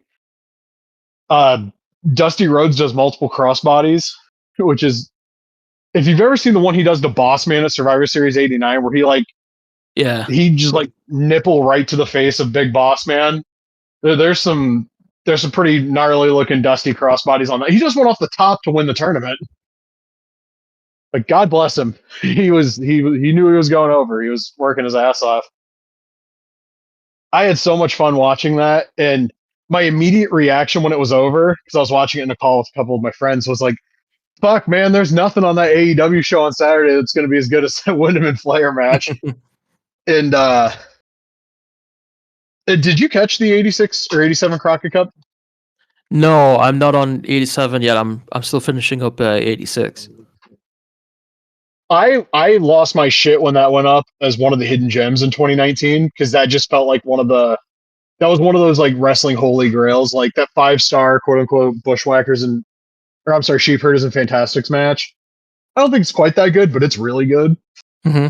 And you get like a really awesome Dusty and Flair match, and a pretty good Road Warriors Midnight Express match, and you see Magnum TA pin Tiger Mask, and apparently All Japan really wanted to run a singles match based off of that, and then Dusty cut Magnum's brake cables, and we never quite got that. Speaking of '87, though, seeing Lex Luger and Giant Baba in the same ring was like, Jesus Christ, Yeah, that was surreal.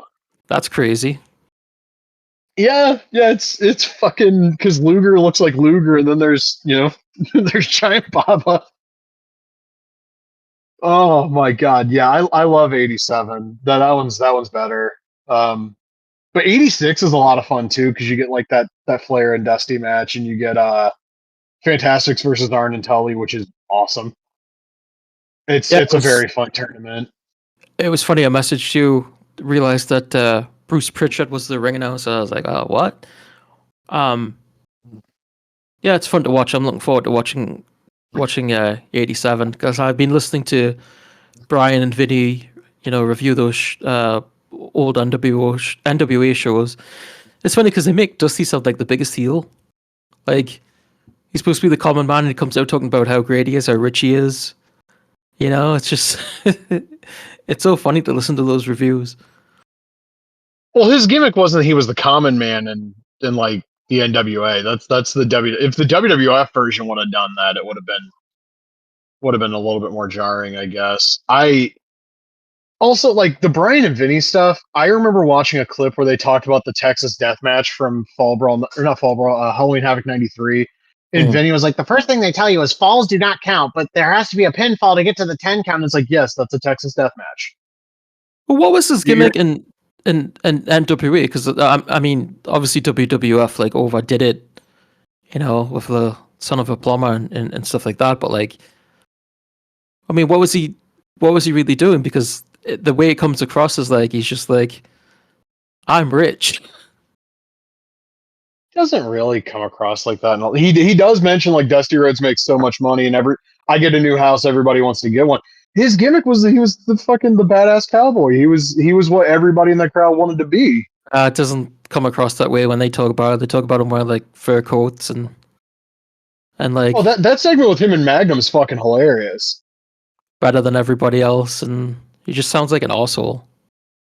Well, it's also Brian Alvarez who doesn't know how to fucking work a YouTube TV DVR. So, yeah.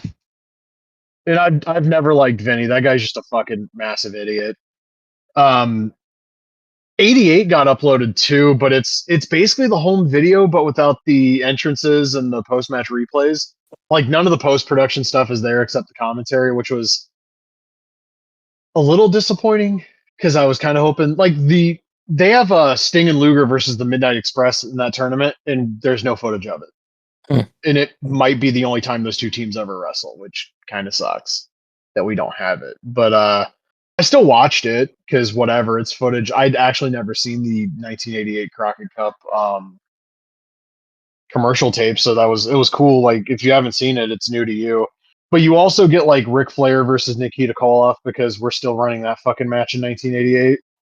And like Nikita's clearly off the gas, and he's like almost smaller than Flair.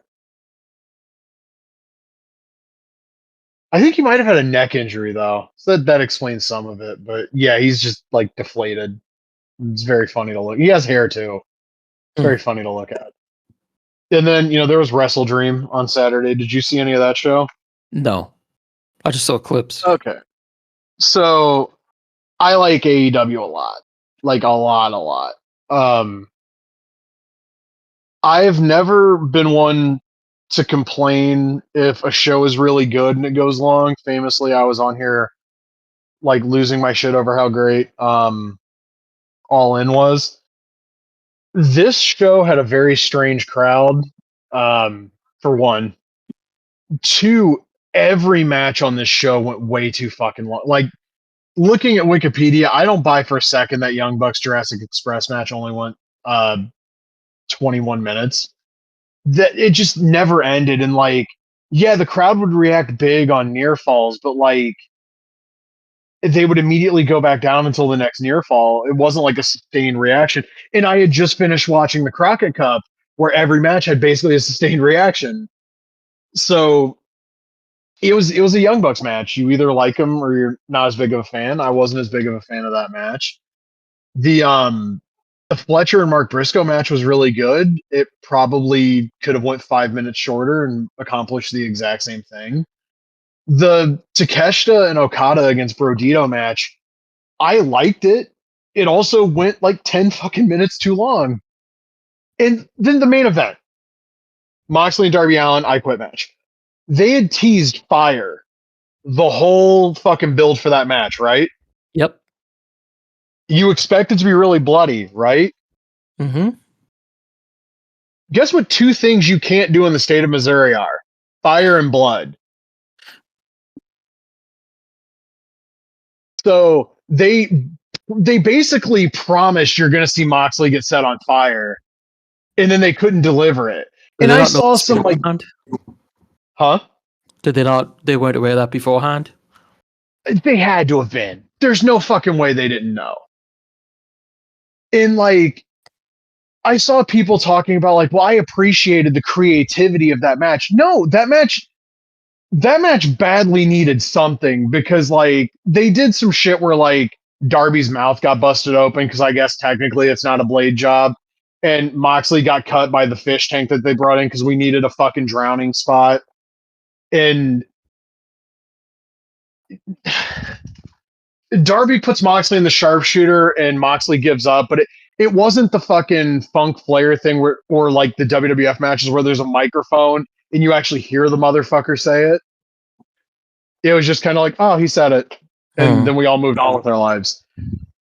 I did not get a whole lot out of that match. And also the show went until 12:30, and it's like I'm looking at the clock when the tag title match is on, and I'm like, no, I'm sorry, it was even earlier. I was looking at the clock when like the Mercedes Mina Shirakawa match happened, and I was like, there's so many fucking matches left, and it's already late.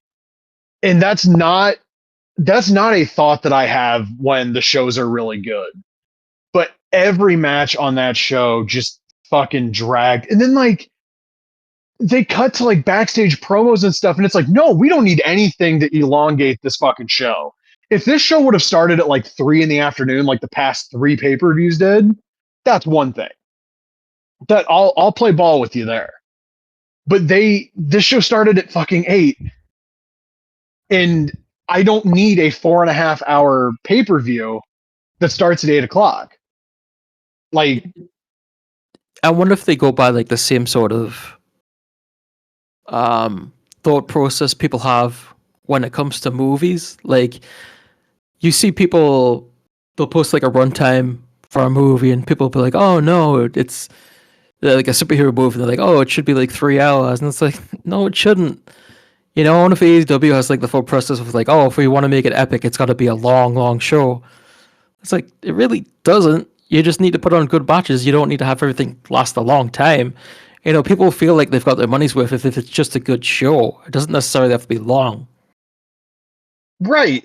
Like Jamie Hayter and Tekla went like just under 16 minutes, I think. And Right. that was after FTR versus Jet Speed went from the pre-show to the main card. That match was awesome. That match was great. But like the Tekla Jamie Hayter match, I was just like, they're still going. Oh God, they're still going.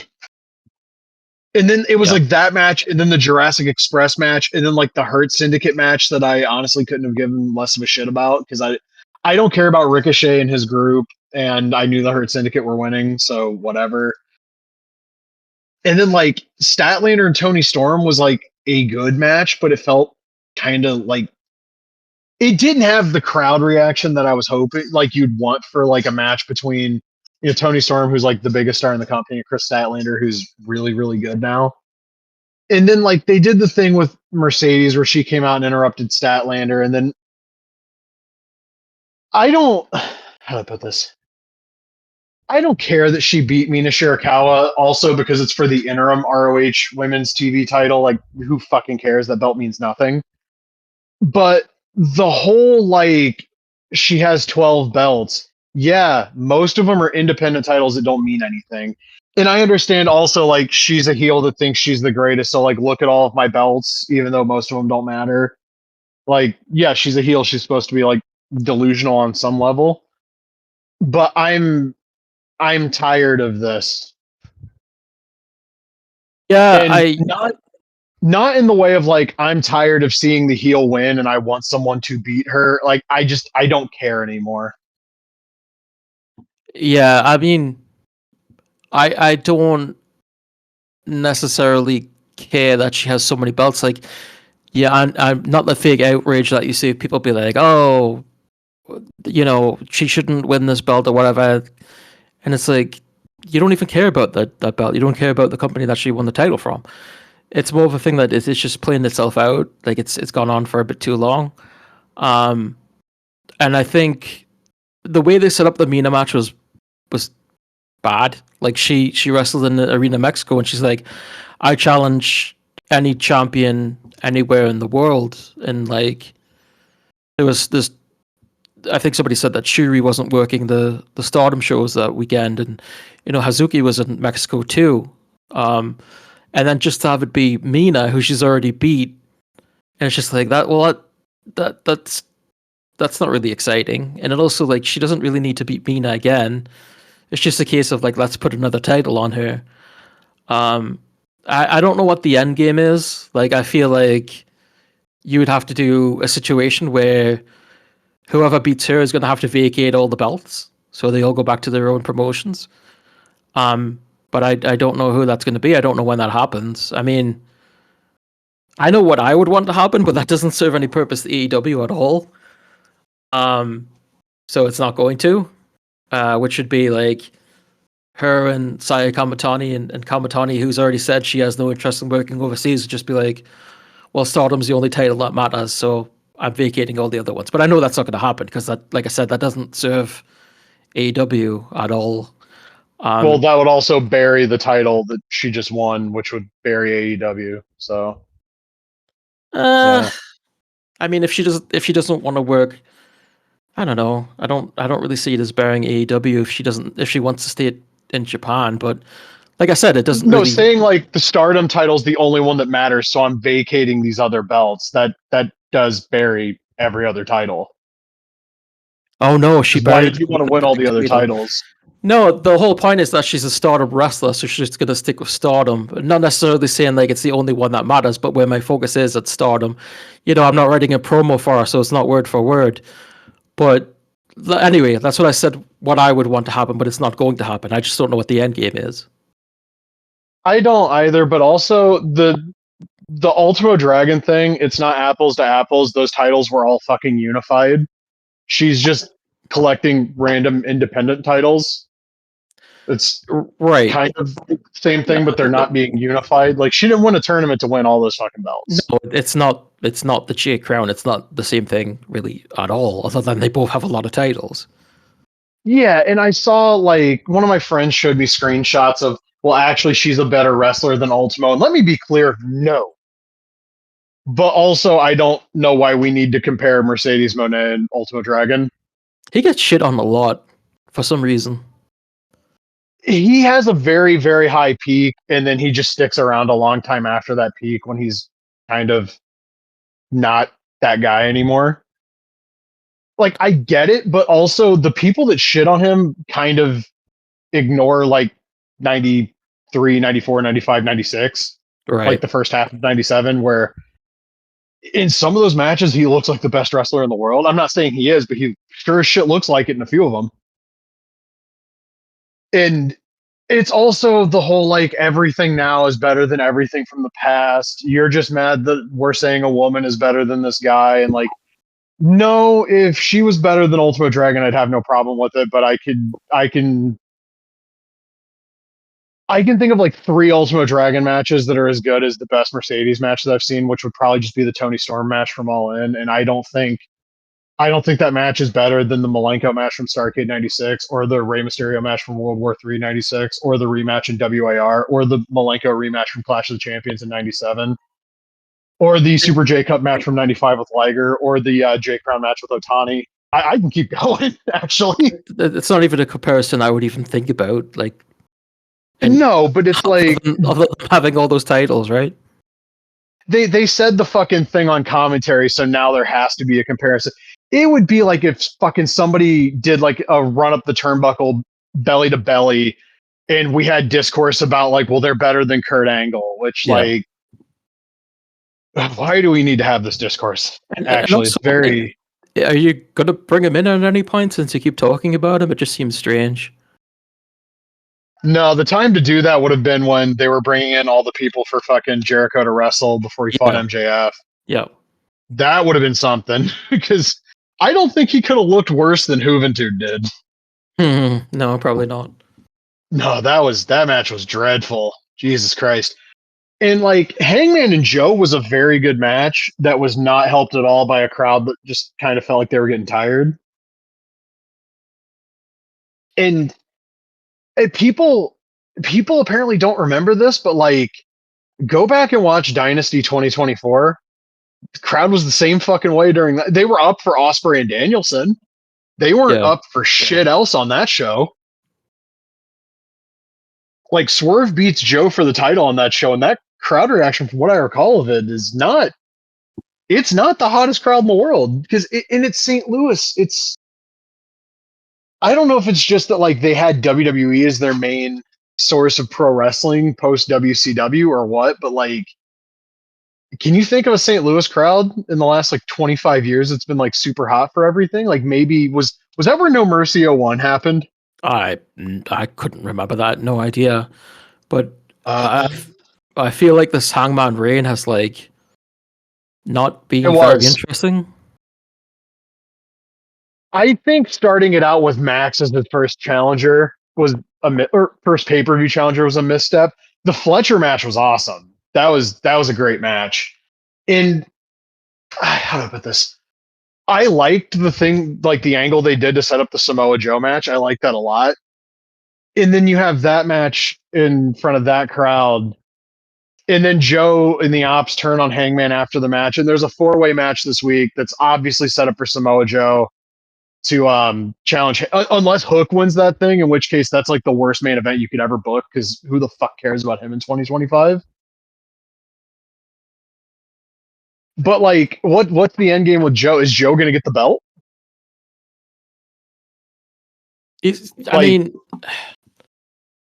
I kind of feel like I would just because like the way I feel about Hangman's Reign, but it's also like I feel like if you consider the whole story with the Death Riders and everything, I feel like Hangman losing the title at this point would be seen as a disappointment and like a wasted reign.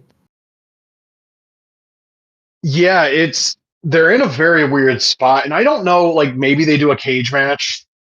I mean, they're in New Jersey, so people can fucking bleed on that show, and God knows Hangman will. Yeah. He's shown that willingness. But yeah, I don't. We've entered that period that we've hit the last couple of years where like if things are just kind of in a holding pattern, and like Wrestle Dream 2023 was not the most exciting show in the world. Last year's show was honestly kind of a bad show. And this year's show was like more unremarkable than anything. Like I know people really liked some of those matches, but I sat there and was like, I don't need a 27-minute tag title match that goes on at like 11:30 at night or 11:40 at night. Or 11 whenever the fuck that went on. I don't need that. It's a case of AEW for a while now where it's very much up and down.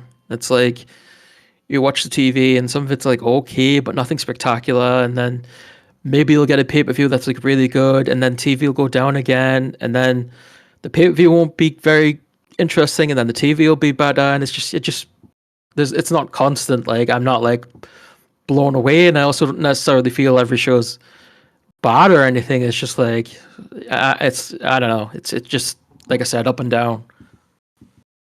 It felt for me at least starting in like April when they did that show in Boston where the Death Riders lost the trios belts and there was that really awesome Osprey versus Takeshita match.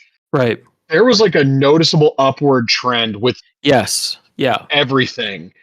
And then All In happened and we got like some pretty good stuff at the Aragon Ballroom, and then that Philly residency was awesome. Like I loved every show that I saw from that. And then Forbidden Door happened, and we started the build. The Forbidden Door was before the arena. My bad. Forbidden Door was an okay show, and then like we got the build to All Out at the arena, which was fantastic. And then like coming out of All Out, it felt like the balloon started deflating rapidly. Yeah. It's the best way I could put it. And I watched most of this week's Dynamite because I was home from work Thursday because I was sick.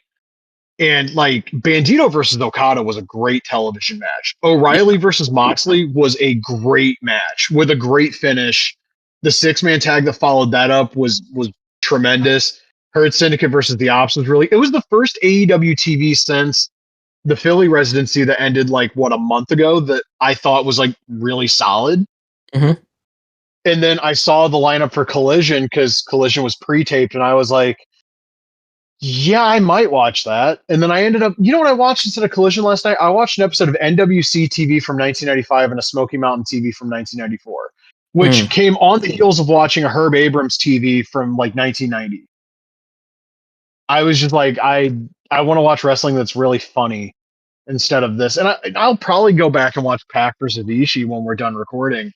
But Yeah, I forgot about that. like Collision's a show that I like because it's very much Saturday night in like 97, where a lot of it's self-contained. If you just want to watch people have matches, it's there.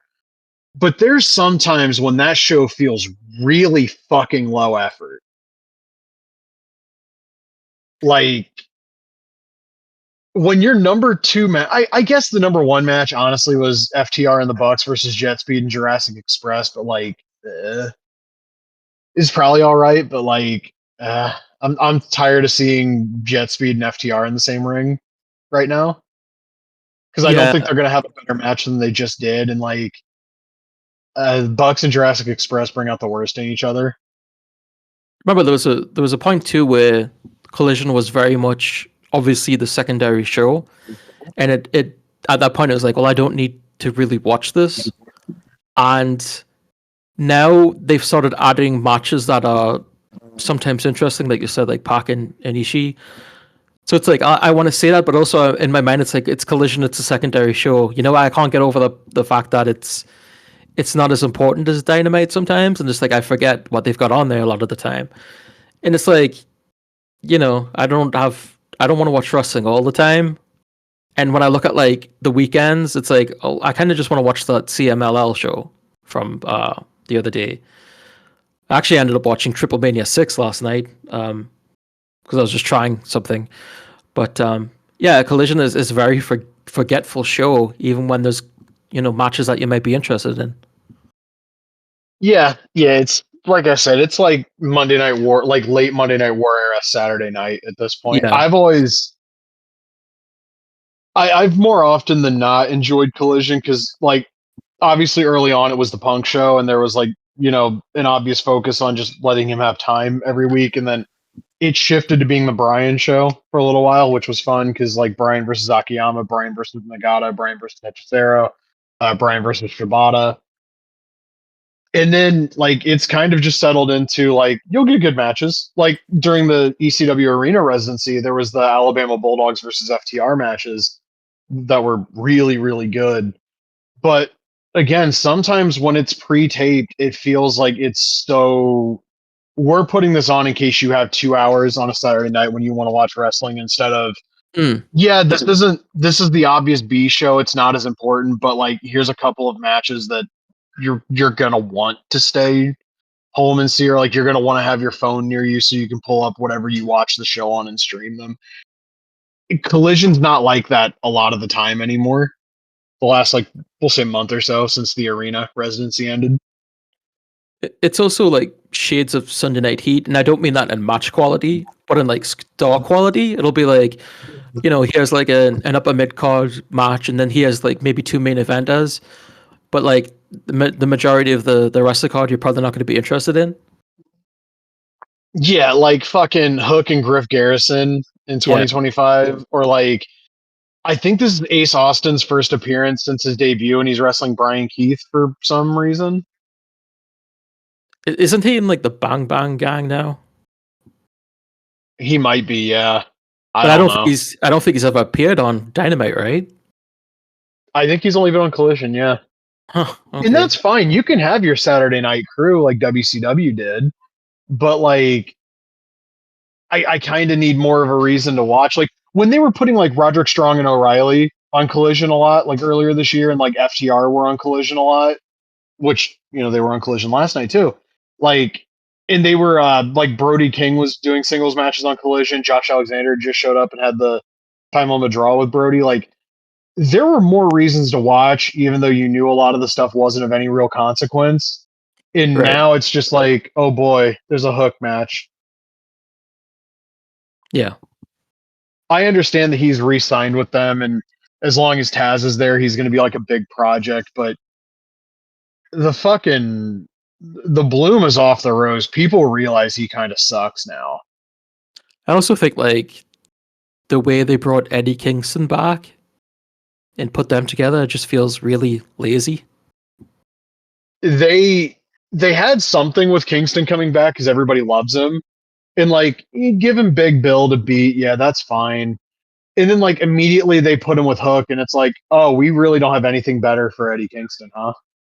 Yeah, it felt really weird because, as you said, he was a guy that everyone loves, and he's such a guy that you could put into, a top spot, and it fits. And the way they just brought him back and have him stuck a hook on Collision, it really just feels very strange. And like, why is he not opposing the Death Riders?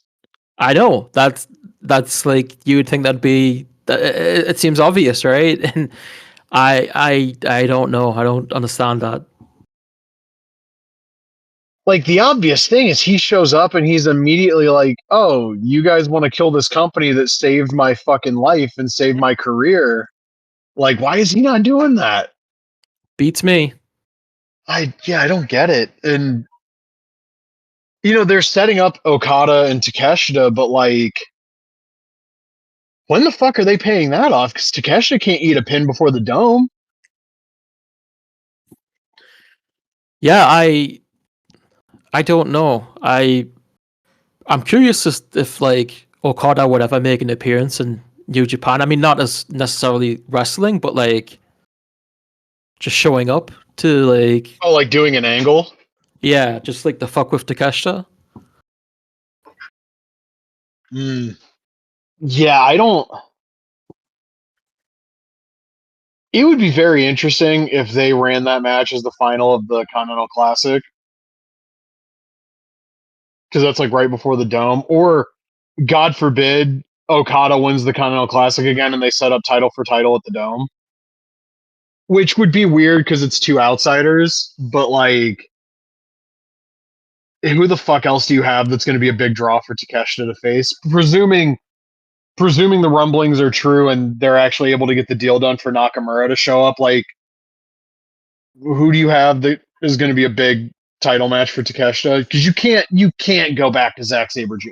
You can't. I'm sorry. No, no, no. I don't think And the really is anyone right now that feels like a big dome match, and that's New Japan's fault, obviously. yeah, yeah, they have nobody that's over. Like Well, nobody. what I haven't kept up. Like, what did they do with like the War Dogs and unaffiliated? Are they like they have a handshake deal, or like what the hell is happening there? I haven't heard anything about that since King of Pro Wrestling, to tell you the truth. Because I was like, that was really strange. I was like, what the hell is going on here? And nobody seemed to know. Yeah, I have no fucking idea. And like, at this point, it's probably, and I say this every time we talk about New Japan, the economy's in the shitter in Japan, even worse than it is here. It's time to just tell the fucking Westerners, like, sorry guys, you gotta go home. Did I sent you a link to a Twitter account? I can't remember his name, but there's a guy that I think he appeared on New Japan recently. If like maybe like a Taka produced show or something like that. Like this bald guy who's like a bodybuilder. It's like 29 or something like that. See if I can find it. It's probably a few pages back, but I brought it up a few weeks ago where they need to take a look at like local talent, and instead of they need fresh faces.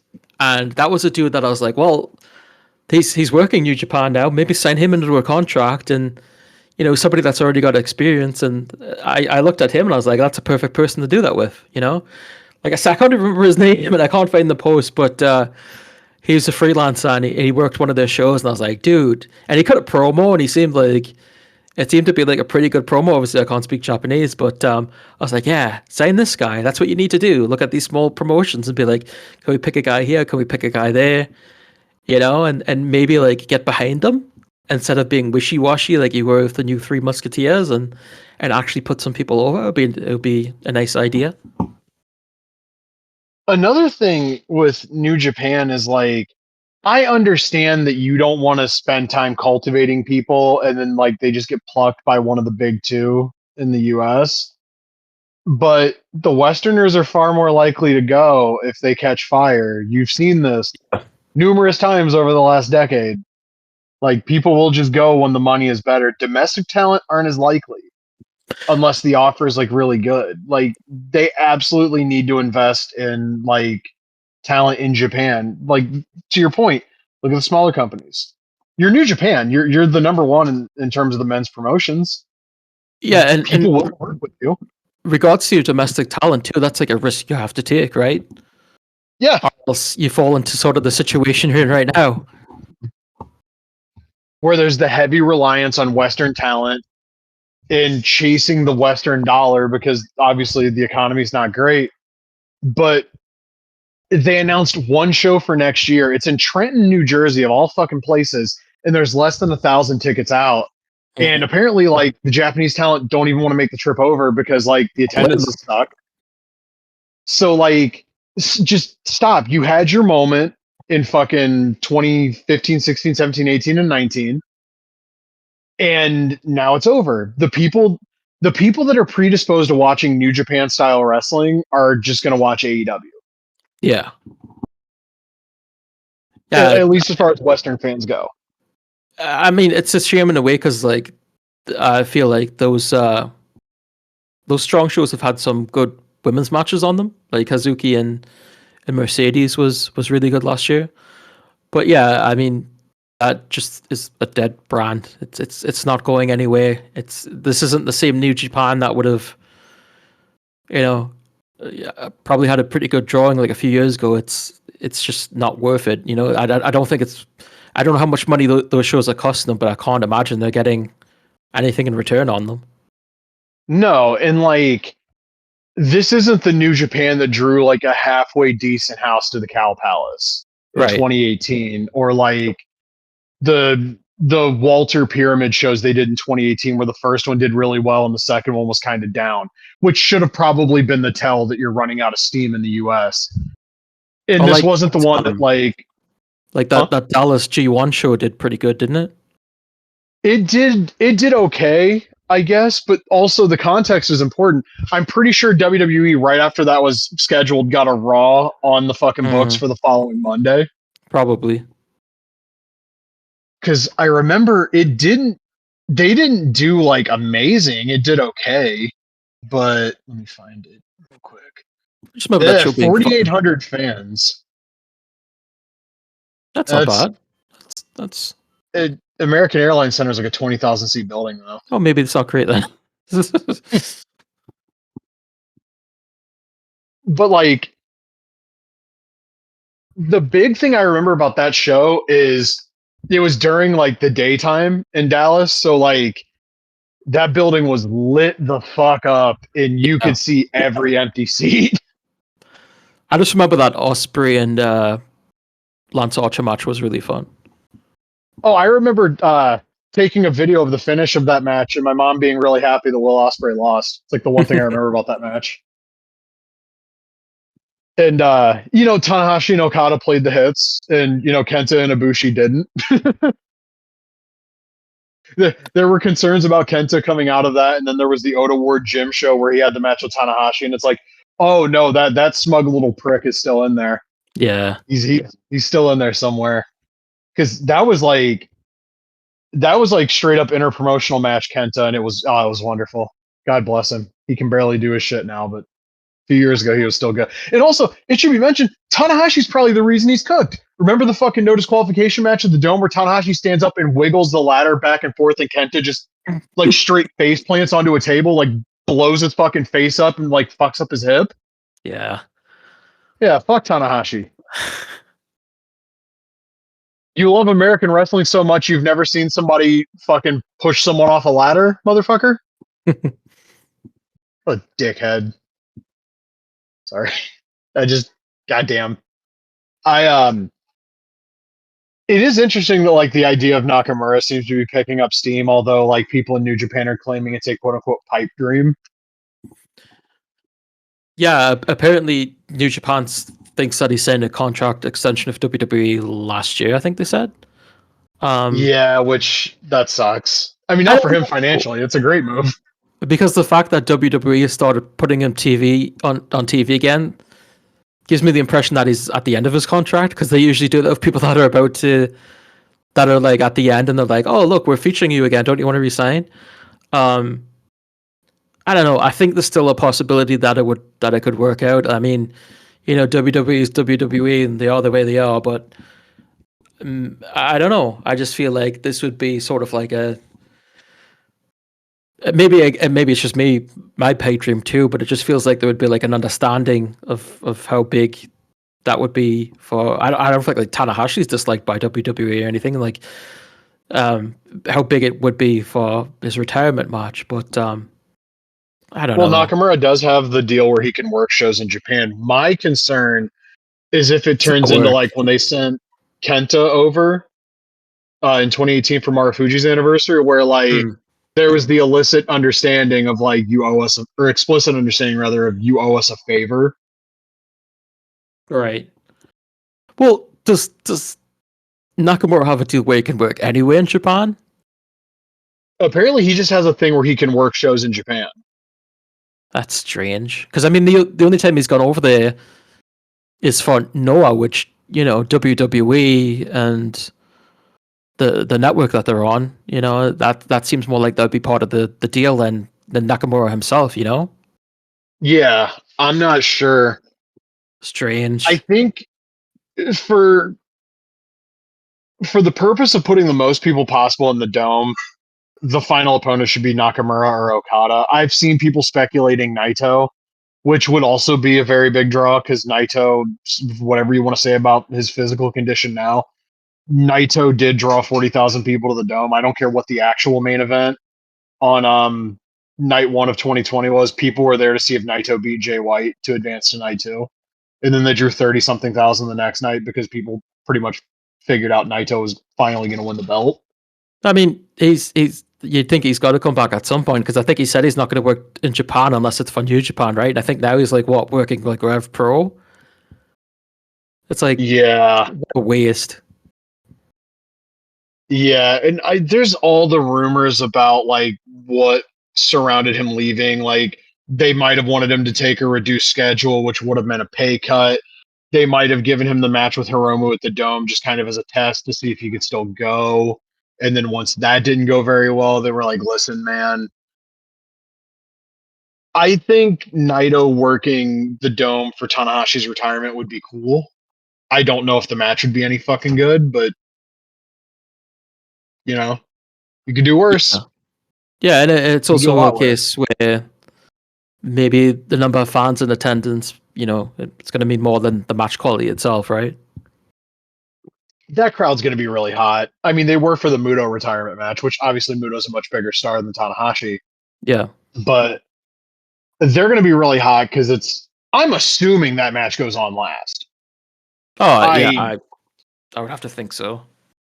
I cannot fucking conceive of putting Hiroshi Tanahashi's retirement match, which sold 20,000 tickets before we had an opponent announced.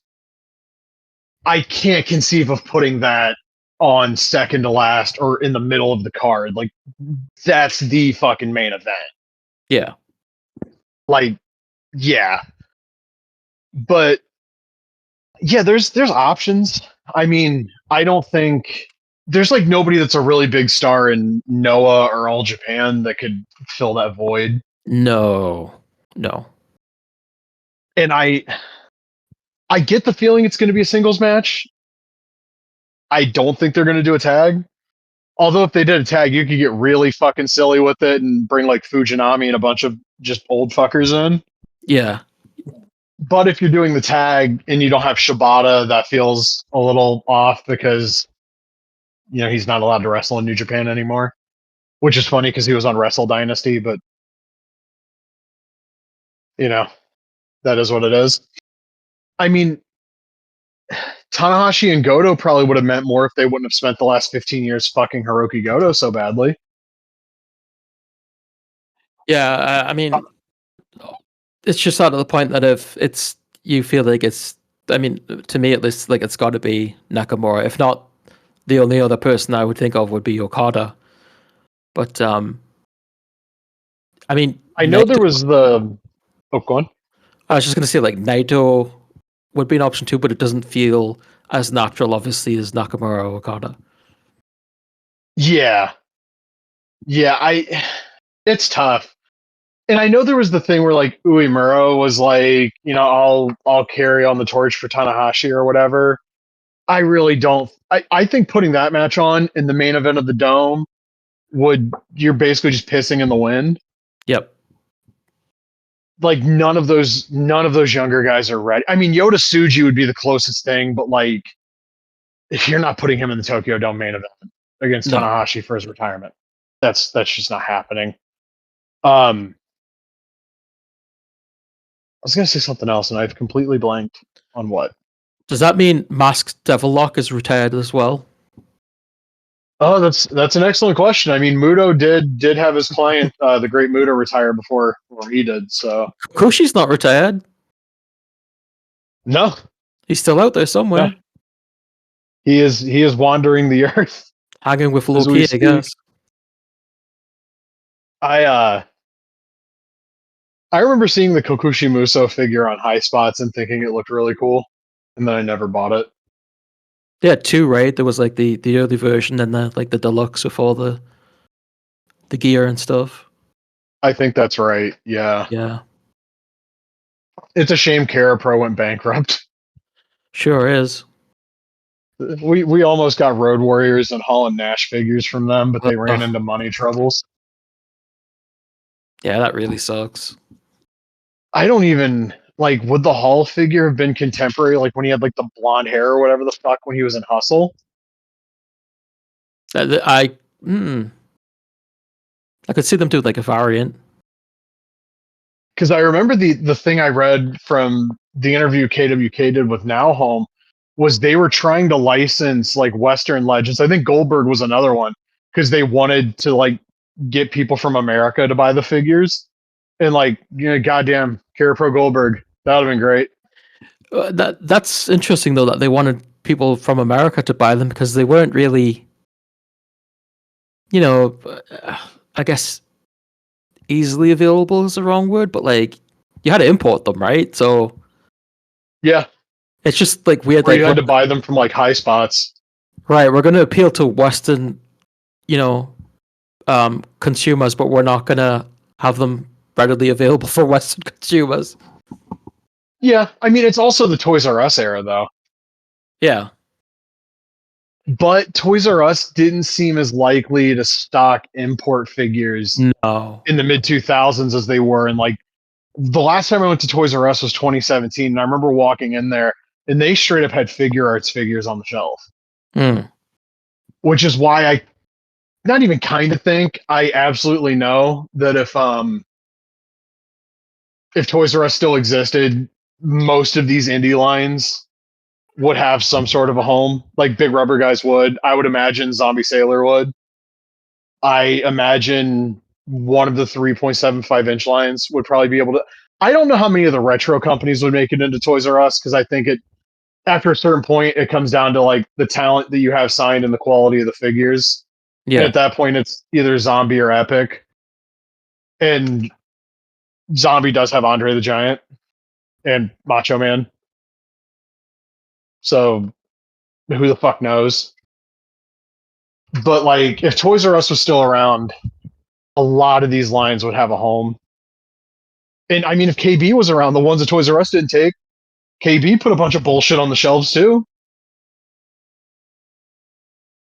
But Uh, you know, hedge funds decided that we didn't need toy stores anymore. So yeah, we don't have ours anymore. That closed down. So it fucking sucks. I saw that there's like 30 new Toys R Us locations open, like dedicated Toys R Us locations, not the TRU section and fucking Macy's. And I don't know where the closest one to me is. I feel like I'd be heartbroken if I walked into one right now because it's not going to. Obviously, being 34 and not like 10, the experience is going to be different. But I don't want. I wouldn't want to walk into one now and it not feel the same. So I'm yeah, just not going to walk into one now. it's funny how like we're getting Zella's back, which I don't know if you've heard that, but it's like a Canadian brand of like department stores, and that's where I first got like the WWF Jax figures Series 1 and stuff. And they would have like a restaurant in the corner too that we'd go and eat. And sometimes I think they had a barber shop Oh, in it as Kmart did well. that too. Yeah, yeah. But like people are like, oh my god, Zealous is coming back. Zealous is coming back. Well, it's not going to be the Zealous you remember from like 1995. Like obviously, right?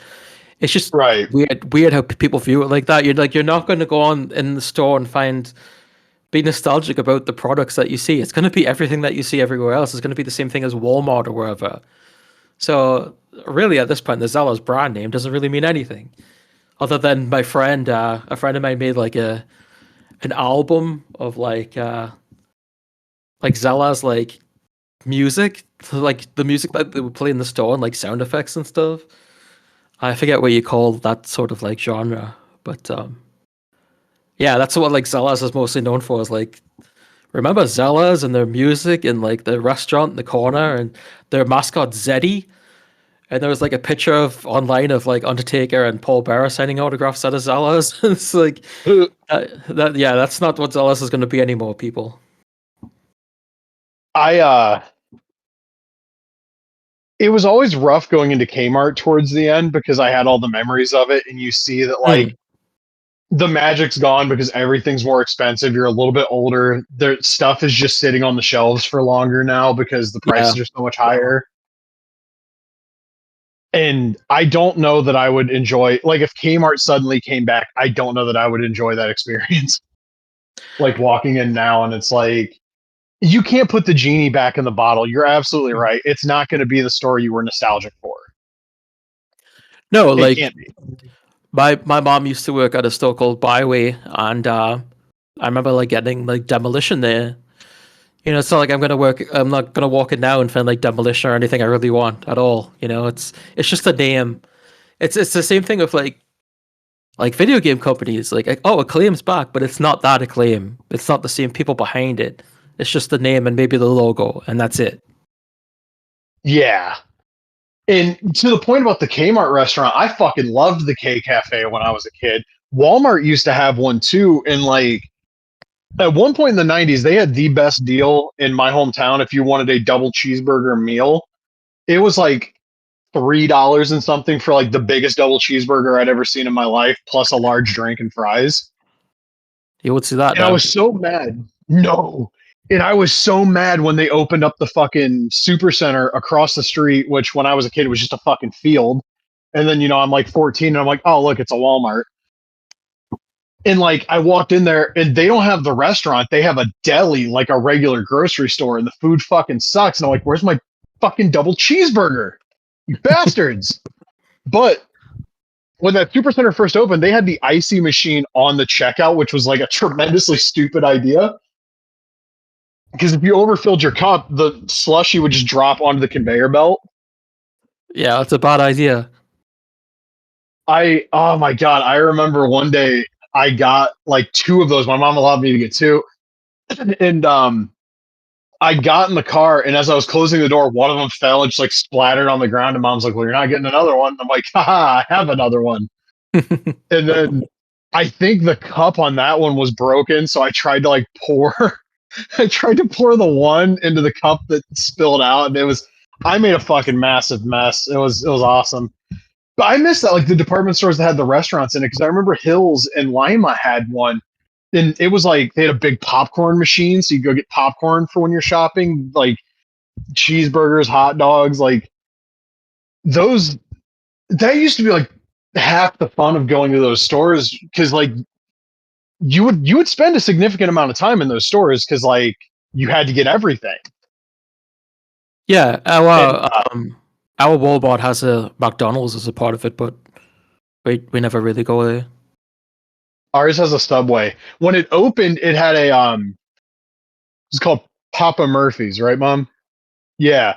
Basically, like imagine Subway, where like you tell them what you want, but it's a pizza place and you take the pizza home and bake that shit yourself. Mm. Yum. I remember there was some pizza we got. It was like a chicken bacon ranch clusterfuck pizza where all the stuff was inside the pizza, like inside the crust. And mom followed the instructions and it wasn't cooked. Mom basically had to run that thing through the oven at the specified heat and time like 3 times, and everything was still super doughy, and we were just like fuck it. Ugh. And we're gonna we're gonna catch something from this fucking pizza. And then like it was fine, nobody got sick. But that's like my one memory of that, was like there was a point where we would just try the fucked up gimmick pizzas from there, Yeah. and then we reverted to just buying from Domino's and Pizza Hut. Or we had a chain in town at the time called East of Chicago, which near as I can figure doesn't exist in my area at least anymore. And I really loved that place. Their crust was like super soft, but it was like kind of thick. It was awesome. Uh One time we ordered a pizza while Nitro was still on. So like 8:15, 8:30. They didn't get us that fucking pizza until like the second hour of Raw. Well, they were probably watching Nitro. Like when they showed up, because that was back in the era of like the 30-minute guarantee, right? Yeah. They tried to fucking argue with us, and eventually they let us, like they're like, no, we'll give you the pizza for half price, because we called the fucking, my cousin called the fucking store. It was like, it's been an hour and a half. What the fuck? He's telling me I owe him the whole amount. And they're like, well, pay half price. And that was like, they weren't gonna let us have the pizza if we didn't fucking pay half. It was so stupid. And by the time we got it, it's like I have to go to bed because I'm like 9, and fucking the pizza was like kind of cold too, so it was like chilling in this motherfucker's car. I don't know if there was like a big Monday Night Football game on and they were just getting slammed, or what the hell the driver was doing. But that was like our go-to spot for a while. There's like a local place in town that's like a drive-through for like you get like your liquor or your soda, or like the best pizza in the area.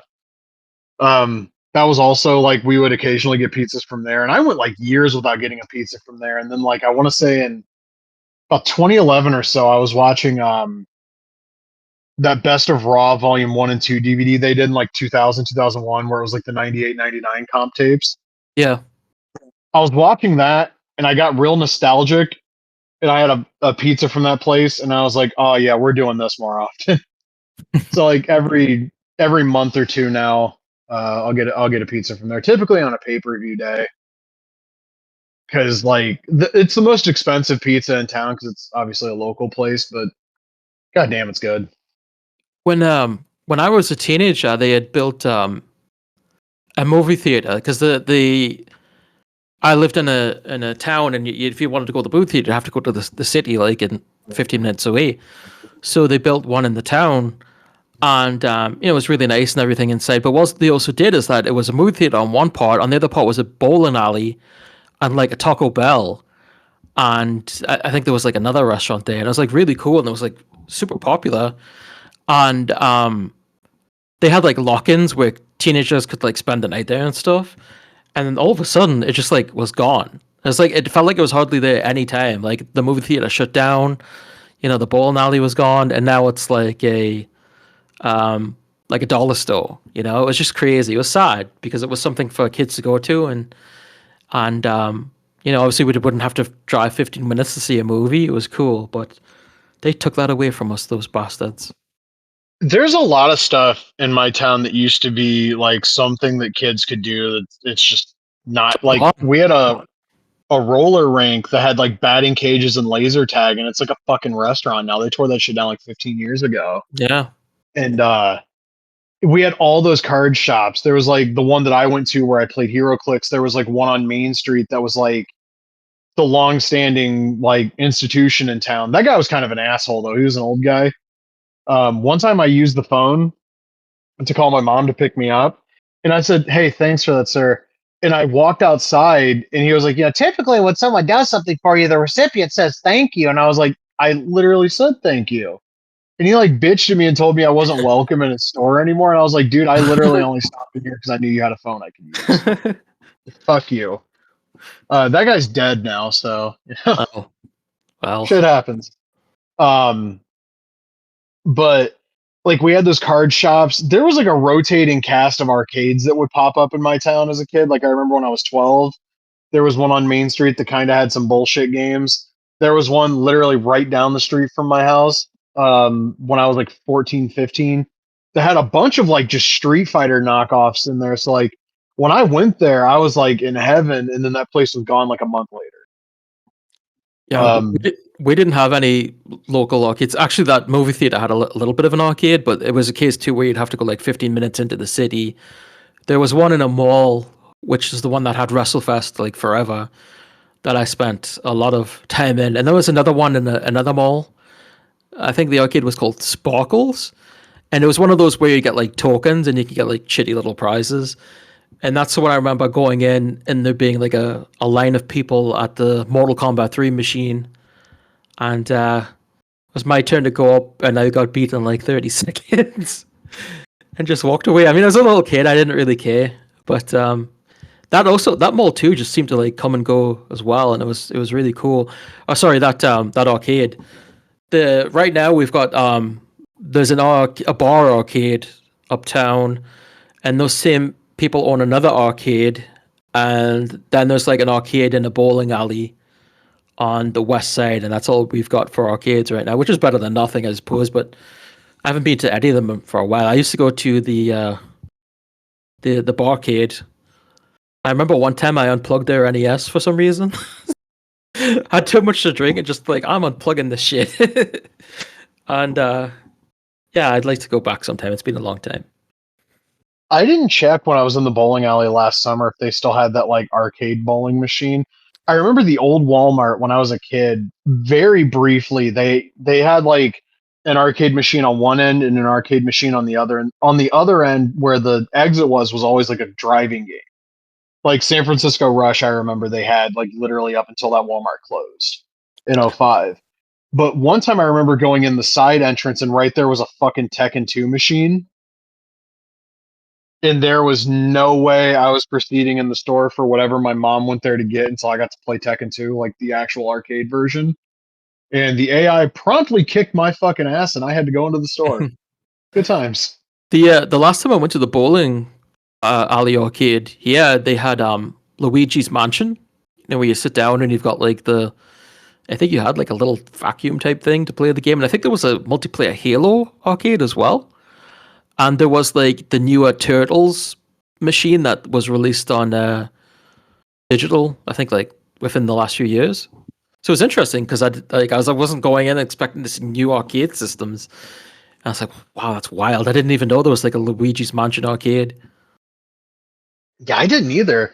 I remember Yeah. the first time I went to the bowling alley in my hometown. That was the first time I ever saw Area 51, like the light gun arcade machine. Right. Yeah. And I remember the little village where I went to elementary school. I was staying over at this kid's house, and then I went home like middle of the night because it was the first time I ever tried to stay at anybody's house. And like I just was like, oh no, there's like shit going on behind your house. I'm kind of not feeling this. Um, like he had like woods behind his house, and there was like I know now it was like his neighbor's dogs doing some fucking dumb shit, but it's like 11:30 at night, and I'm like 9, and I'm just like, oh god, someone's gonna kill me. Yeah. Um, but he was like, "Oh, if we go to the restaurant to get pizza, there's an arcade game that's got Sergeant Slaughter and Yeah. Demolition." And I didn't believe him that this thing existed. And then like a year later, I discovered WrestleFest because the only WWF arcade games I knew about as a kid were Superstars because I played it at the fair, and WrestleMania, the arcade game, because it's WrestleMania, the arcade game. It has to be an arcade game. Mhm. And I then I don't know whatever happened to that WrestleFest machine. I assume it's not there anymore. the very first bowling alley we had in our town, I remember they had the main event because I remember the artwork on it, and like I think it had like a fake Mean Gene and stuff. And as a kid, I was like confused as hell. Like, what is this? I think I remember my brother played it, and the other arcade I remember was when the movie theater in the city had a T2, the arcade game, and that was when I was like getting really into Terminator, so that was a big deal for me. Um,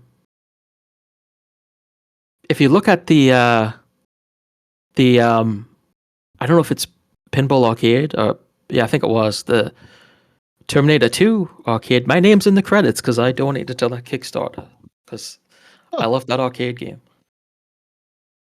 Speaking of the main event, that game appears in an episode of Degrassi Junior High. And in that Yes, same yeah. episode, you can clearly see Wheels and his grandpa are watching Coco Beware squash someone, but it has different commentary so as to be legally ambiguous. Is that the And episode where he runs away from home? yeah, and then like the end of the episode, he gets picked up by some pervert. Yeah. Yeah, I saw that episode for the first time when they were airing it as Degrassi Old School on the N in like probably late '05. No, I was at this house. It was '06. Um, and I just remember being like, "What fucking arcade game is that? I've never seen this before." And then like it was years and years and years later when I was watching Degrassi Junior High on YouTube that I was like, "Oh no, that's Coco Beware. Yeah, that's clearly Coco Yep. that they're watching on TV."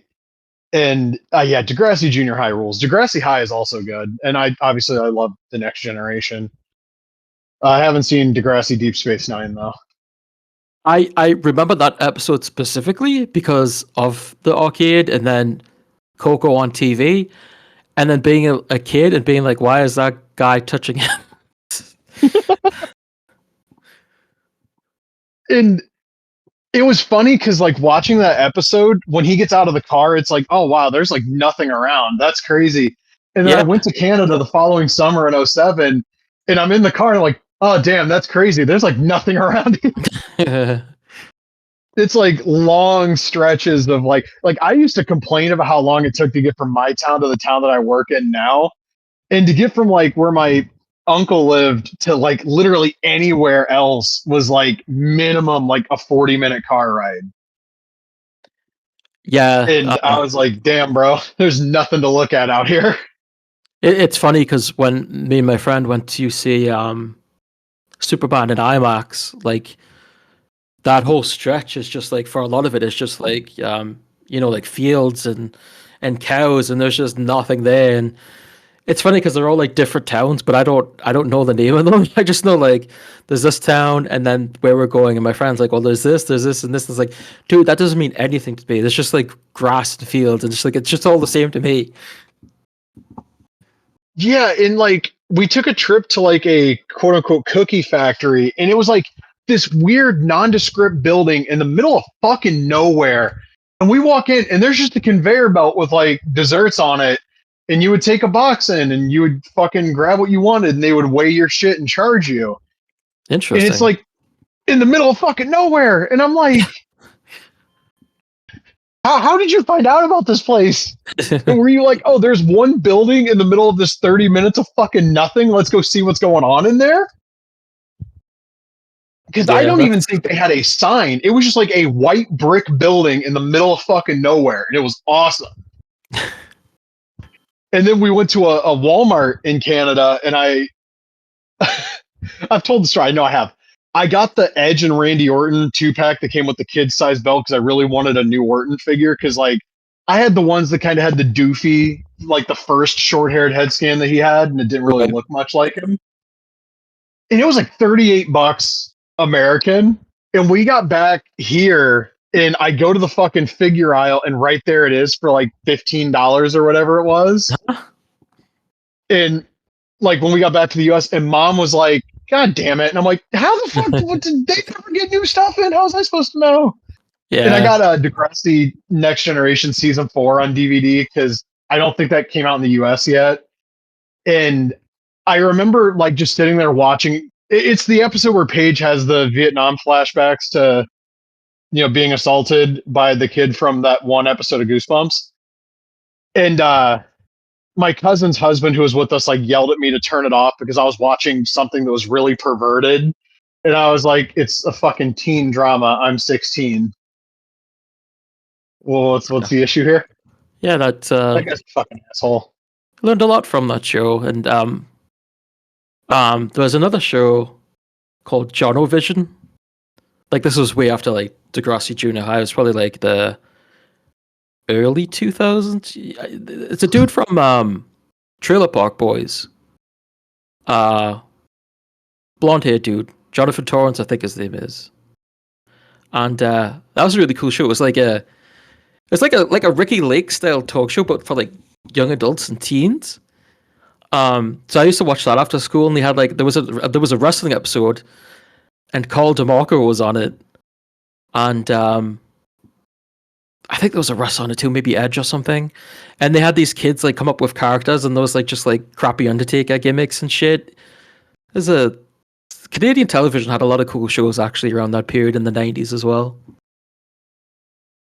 I don't think I ever saw that show. I really liked the end in like 05, 06, 07 because you had Degrassi, the Next Generation, that fucking Instant Star show from Canada, which was a way bigger deal here than it was there because we I got think I season remember 2 that. before Canada got. I looked it up once. Like they aired season 2 right before season 3 in Canada, so it was the inverse where like Canada would get Degrassi TNG like months before we did. We got that second season of Instant Star like a year before Canada did, I think, or some crazy amount of time. It was very weird. And like you had that Beyond the Break show, which like, oh cool, girls in bikinis. 15, 16-year-old me was all about that. And there was Radio Free Roscoe, which I think was a Canadian show. That was like right at the end of its run when I started watching stuff on that channel. And then there was like the reruns of Daria, which like fuck, that's such a great show, and Clueless, which is not a great show, but it was Clueless, the TV series. Oh man, that was a fun time to be me with no set bedtime because I was homeschooled and I could do whatever the fuck I wanted whenever the fuck I wanted. Oh, nice. Yeah. Yeah, like, prepping for the state standardized testing by watching Mid-Atlantic wrestling on TV for YouTube or on YouTube for fucking hours to like 3 in the morning, and you have to be up at 5:30 or 6 to be at the building that you're taking the test at by 7. And you're just like nodding off, and the fucking teacher's like, "Well, some of us must have stayed up all night playing video games." I was like, "I was watching Tully Blanchard. Can you just hand me my test?" They were like, they were really. I know I've told this story. In '06, when I had to do the state standardized testing, I had my DS with me with Fire Pro Wrestling in it, and I had a binder with the All Star Pro Wrestling 3 guide, which I had to have seemed like I was from another planet to those kids. Honestly, they told me I wasn't allowed to have the binder, which I understand from the perspective of like I could have but I showed them like literally. I don't think Vader's move set is going to help me at all today. I don't think the league I'm running in Fire Pro on Game Boy Advance is going to give me the answers to this fucking social studies test. Actually, if Takayama winning my fake G1 helps me win this test, that says a lot more about this test than me needing my DS to pass. But yeah, I would regularly stay up to like 2:30 watching just the bullshit they had on that channel. And honestly, like Friday night SmackDown was not so much appointment viewing for me. Like when the end shows were um when those were like active, I could read SmackDown spoilers. I didn't give two shits. Yeah. Like Degrassi took precedent, especially like that 0506 time period. Unless my friend Aaron was at my house, I didn't give a shit about watching SmackDown. And half the time we would just turn on Degrassi anyways because it was the mid 2000s and I had a crush on every single girl in that show. So I was the You, target demographic. you talk about like having Fire Pro in school and stuff. I remember, and I think it was grade 10. I took level 3 math because I was awful at math. So you had a class full of people that were also terrible at math and didn't really pay attention. And for whatever reason, I think it was like after one day, we had like a substitute teacher for the whole season. And the class was just wild. Like my friend and his friend would have like their DSs and would play like Golden Sun, I think it was, on DS. And like there was another guy that sat next to us who liked wrestling, so we would talk, and he would tell me that the Undertaker and Kane were actually related, and I was like, no, no, no. And it was just like that every day, and it was I think I passed the exam at the end, but it was like the best class ever because you basically did nothing but talk shit and play games and had fun. And it was that's how math should be. Yeah, that sounds fucking tremendous. I was always pretty good at math. I'm Uh, terrible. I can do a lot of shit without needing a calculator. It's when we get into like the fractions and stuff, I need a pen and paper and like 10 minutes to remember the shit I was taught in seventh grade to try to figure it out. But dude, the mid 2000s was such a weird like peak period for TV for me because like you had the VH1 reality slop that was being turned out, like Mm. Flavor of Love, and then the spinoff like I Love New York, which I watched because I thought everyone on that show was an idiot. The White Rapper Show, which was amazing. I wish that show had an official DVD release. There was one point where every episode was on YouTube. It is a fucking hilarious show. Like Celebrity Fit Club, where you have like Gary Busey yelling at Wendy the Snapple Lady. Um, you have country star Cletus T. Judd getting into it with Screech from Saved by the Bell. And everybody that's a wrestling fan remembers the Surreal Life with like X Pac almost getting into a fight with fucking Peter Brady. Yeah. That was a thing that happened.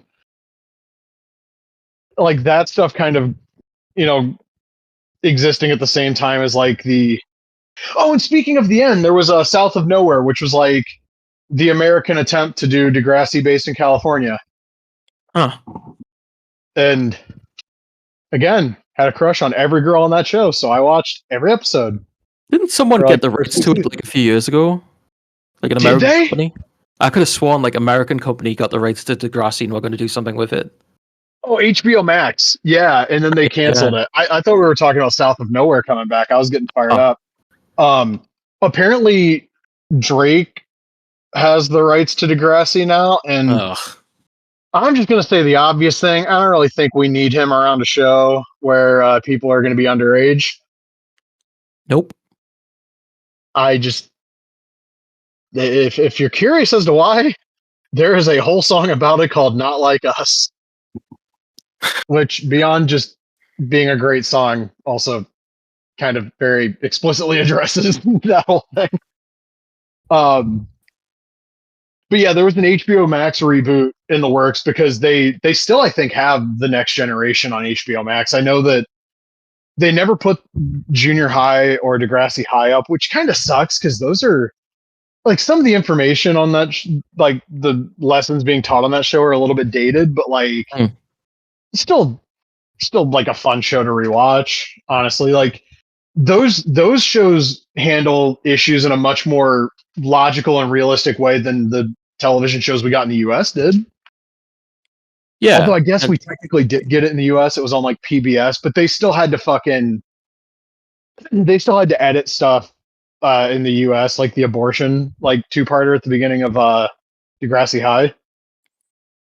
it was good that shows like that existed though. Like I said, they were important. And I don't know if there's really anything like that. I mean, I don't watch, much TV now, but I don't know if there's really anything like that these days. Yeah, I don't know anything about teen dramas now. I'm kind of glad I don't. I mean, if they do a new Degrassi series, I feel like everybody that has any sort of nostalgic attachment to that franchise is going to watch at least one episode. Yeah. And I'm curious if they bring back anybody from the Next Generation because to be completely honest, at this point, that's where the bread's kind of buttered. Can you imagine if they brought back a new one and like all the complaints that it's woke and all this bullshit? Oh, Jesus Christ. Yeah, You know, I can imagine that's it. what it would be. Like all You know, a the show that handled like actual social issues and tried to teach kids not to be a fucking asshole. yeah. Imagine if we talked about things that are actually important. Like the episode in the Next Generation where Hazel bullies the girl wearing the hijab at school, even though like she's secretly a Muslim, she's just hiding that because she's afraid of being persecuted. Yeah. Yeah, that's that was That's a teen woke. drama from 2003, by the way. It's so woke. Yeah, and that series gets a little silly as time goes on. Like the school shooting saga on that show is so weird because they it's like the first half of the season and it feels like it just kind of happens because they wanted to do a school shooting episode because that wasn't so much a thing that got publicized widely in the US in the late 80s and early 90s, but Degrassi the Next Generation is post Columbine, so we have to have the don't bully the kids because Yeah. they might do this Hmm. thing. And like the whole way that thing was handled, I remember thinking was kind of unrealistic as a kid. And when I rewatched the whole series a few years ago during the pandemic, I was like, yeah, I don't really think they would expel Spinner because he might have been the one that was like, yeah, actually, but they wouldn't have suspended him. They might have suspended the other two because like they were more actively. Hey, maybe they would have. I don't know. And then there was like the whole fucking like school rivalry that ends up with Ryan Cooley's character JT getting stabbed, and like I was a teenager watching this, and the kids that were supposed to be like the tough kids from the other school just looked like if those three kids would have come up to me when I was 15 acting like they were tough, I would have headbutted all three of them and laughed. But I also understand like they're beefing with like the nerdy kids from Degrassi, but it's like out of nowhere we're just gonna kill a character because the actor is like I'm gonna go to college or whatever the fuck. I don't know. Hey, This is if more the Degrassi talk than I think anybody would have ever expected to hear on this show. if the schools are having a rivalry, you don't stab them. You put like stuff in the mascot's costume to make him itch. That's what Saved by the Bell taught me.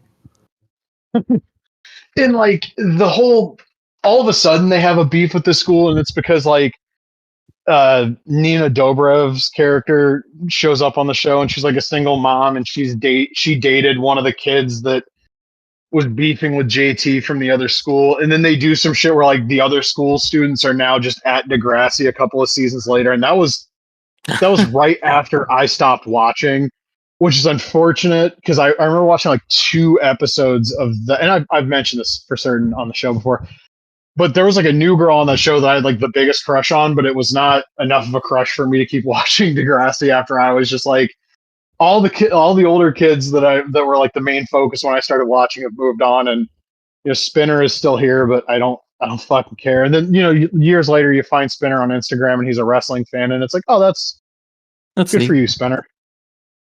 Yeah, someone on IMDb back in the days when those message boards still existed booked a Degrassi wrestling pay per view, and it was fucking hilarious. I must have read that thread like 100 times as a teenager, just like giggling because you put a lot of thought into this one. Is that still? If I Google Degrassi as a wrestling pay per view IMDb, what happens?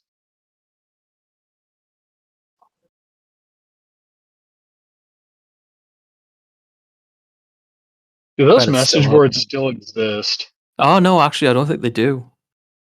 Oh, yeah, no. Also, shout outs to one of my friends, Dylan. Pointed this out to me. Kendra, Spinner's sister. If you look when she opens her locker, early on in her appearances, she has like SmackDown Shut Your Mouth renders like inside her locker. Weird. And I think the WWF magazine calendar for like July or some shit. Did you ever see the movie Grandma's Boy? No. There's like one guy, uh, at a one guy on the desk, and he has like WWF posters and stuff, and I think he has maybe LGNs or maybe Jack's on the top of his desk as well.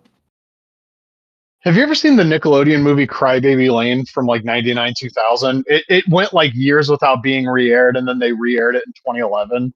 No. So the older brother on that, it was supposedly not re-aired for years because it was so scary. I remember watching it and thinking it was really stupid. And I remember the night that it aired, we had a tornado warning right before it went on. And the older brother is a wrestling fan, and he's portrayed as being like just the biggest dumb fuck. He's got like an Undertaker poster on his wall, and he's like, life's a lot like wrestling. You can sit in the cheap seats with the brats and the grannies, or you can go. And he starts yelling toe to toe for the world championship or some shit.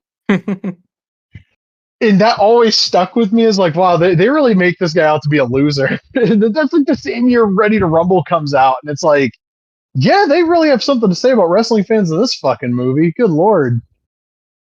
That movie's great though. Ready to Rumble's awesome. Yeah, it's something else. Crybaby Lane though, that's like a reminder of that last gasp of Snick being a thing. Because that's like around the same time they do the Keenan and Kel movie, which is fucking hilarious. And I think they do like the As Told by Ginger movie around the same time, if anybody remembers that show. That was when they packaged the 4-part finale of Are You Afraid of the Dark as like one movie, like a 2-hour movie, The Tale of the Silver Sight. Mm-hmm. I really loved Snick during that time period, and then I think that branding goes away in like 01, 02. And who gives a fuck after that, honestly? What the fuck are they even doing at Nickelodeon now anyway? I have no idea. Isn't Keenan producing the Randy Savage movie? I think I read something about that, yeah. Yeah, I think so. Wait, Snick went away in 2005? We didn't get Nickelodeon, so we just had YTV. What the fuck?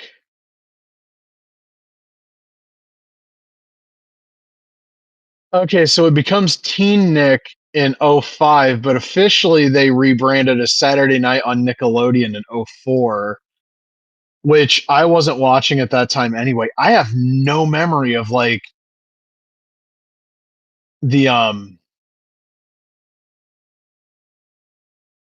have no memory of that branding still being used in like 03.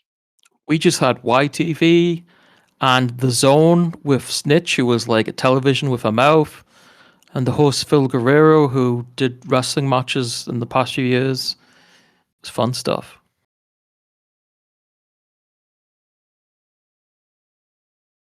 I have no memory of like these rebrandings where it becomes like Snick House and Nick Cannon was hosting.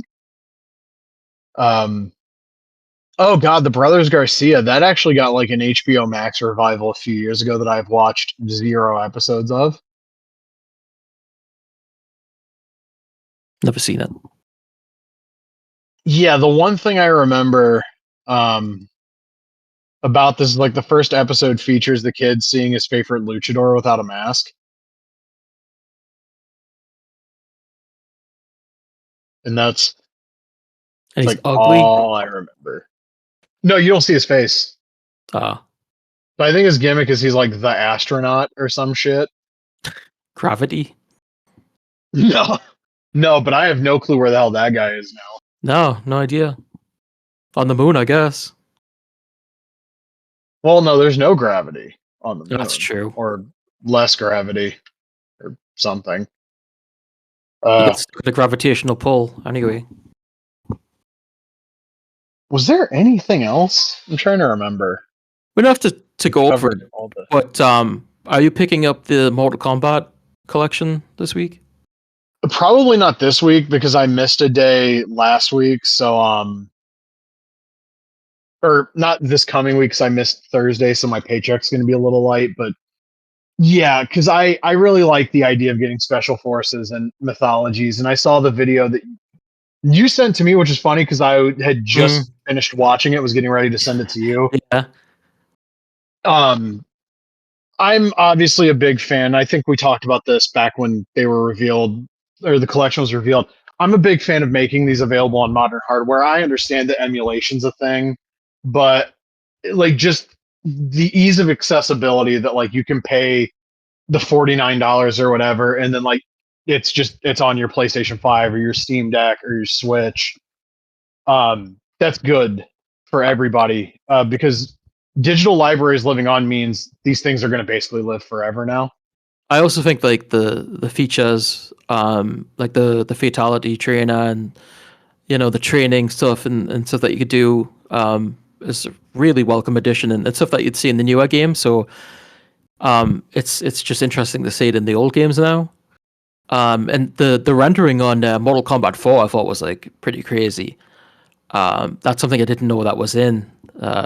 So I don't know if I'll pick it up the week it comes out, but like I've gone from being like, I can play these games anywhere I want to being like, yeah, I think I want to get this at some point, even though I'm terrible at fighting games. Yeah, I really love the idea of it. And like there's some like brief footage of like Noob Saibot in the WaveNet version. Yeah, And like that alone kind of justifies supporting the set because that's like for a lot of people that was a holy grail of like Mortal Kombat lost media.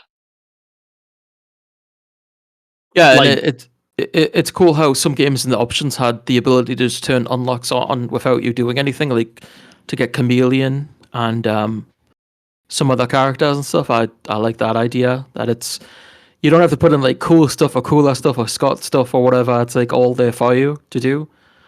To yeah, just I make it like appreciate that. yeah, it seems like feels like everything you kind of want. I wish I was enthusiastic about the state of Mortal Kombat action figures as I am this collection. Yeah, I mean that's some bullshit what they've done of those where they put the version you would really want with a version that you don't want in these two packs. And like Katana being a retailer exclusive when you could have just done her in a 2-pack with Liu Kang. I think for me, like if anything, I would just get the standards because I don't, like I said, I don't want another figure that I don't want. It's like I'll sacrifice the extra reptile head for just a standard version because I I mean it's also, I mean, we've talked about it. I don't like the transparent like ice effect on Sub Zero or like the fading right. effect on like Reptile's legs. Like, dude, just do deluxe figures of these. I also just think the price point's ridiculous given the articulation. Yeah, Like these should be $20. I understand tariffs and Todd McFarlane doesn't read the fucking room very well, but these are $30, like the same price as like Storm Arena and Jada Toys, and they are not anywhere close to that level. it's disappointing for sure. Yeah, but it's all we're gonna get for a few years. So Exactly. Yeah. unfortunately, I like. Oh, speaking of Storm Arena, before we go, I got Alpha 3 Ryu, and I was like, I'm gonna take it out of the box, just get a feel for the figure, and it's basically just a $30 Storm collect. Like it feels as premium as like the more expensive Storm figures that I've had. Yeah. Um, great detail on the paint, the sculpting, everything. Like super easy to pose. Like there was none of that. Like kind of sometimes with Storm figures out of the box, they can be a little like tight. None of that here. Um, I still love my Jada Street Fighter 2 figures, and I understand like in your case, it's going to be more expensive to get the Storm Arena stuff. So I Mm. obviously understand getting the Jada figures. Having handled a Ryu, there's not a single figure in that Street Fighter 2 line that I'm not willing to just wait for the Alpha 3 version from Storm. Like the difference in quality is that pronounced, which is crazy because the Jada stuff feels really good in hand too. And it's a great time to be a Street Fighter fan. Uh, Yeah. I wish Warner Brothers was as willing to throw the Mortal Kombat license at everybody as fucking Capcom is. Like, you want to make Street Fighter? Here you go. Oh, you want to make the same No. Street Fighter game? Here you go. Like, just they're just throwing that shit out like it's fucking candy on goddamn Halloween. It's awesome. Yeah, there's a lot of money to be made that they're missing out on, unfortunately. Yeah, I mean, King of Fighters '98 has two different lines out now. Yeah. You mean to tell me King of Fighters '98 has more of a worldwide market than goddamn Mortal Kombat 3 Oh, or yeah, 2? absolutely not. like, fuck me, man. Can somebody just get Todd McFarlane to like stop making stuff I'm interested in, please? Like, somebody tell Todd actually what you really want to make is like 2013 Killer Instinct. You don't need this Mortal Kombat. Go make Killer Instinct, and then while Todd's distracted, let Jada and Storm fucking fight over the. That would be something. Let Jada and Storm both do their respective lines, but for like the same Mortal Kombat game. So we just end up with like two different versions of everybody from Mortal Kombat 3. Be crazy. It would be the best timeline. But yeah, I'm really interested in the Mortal Kombat Legacy collection. I loved those games as I was like when I was a little kid.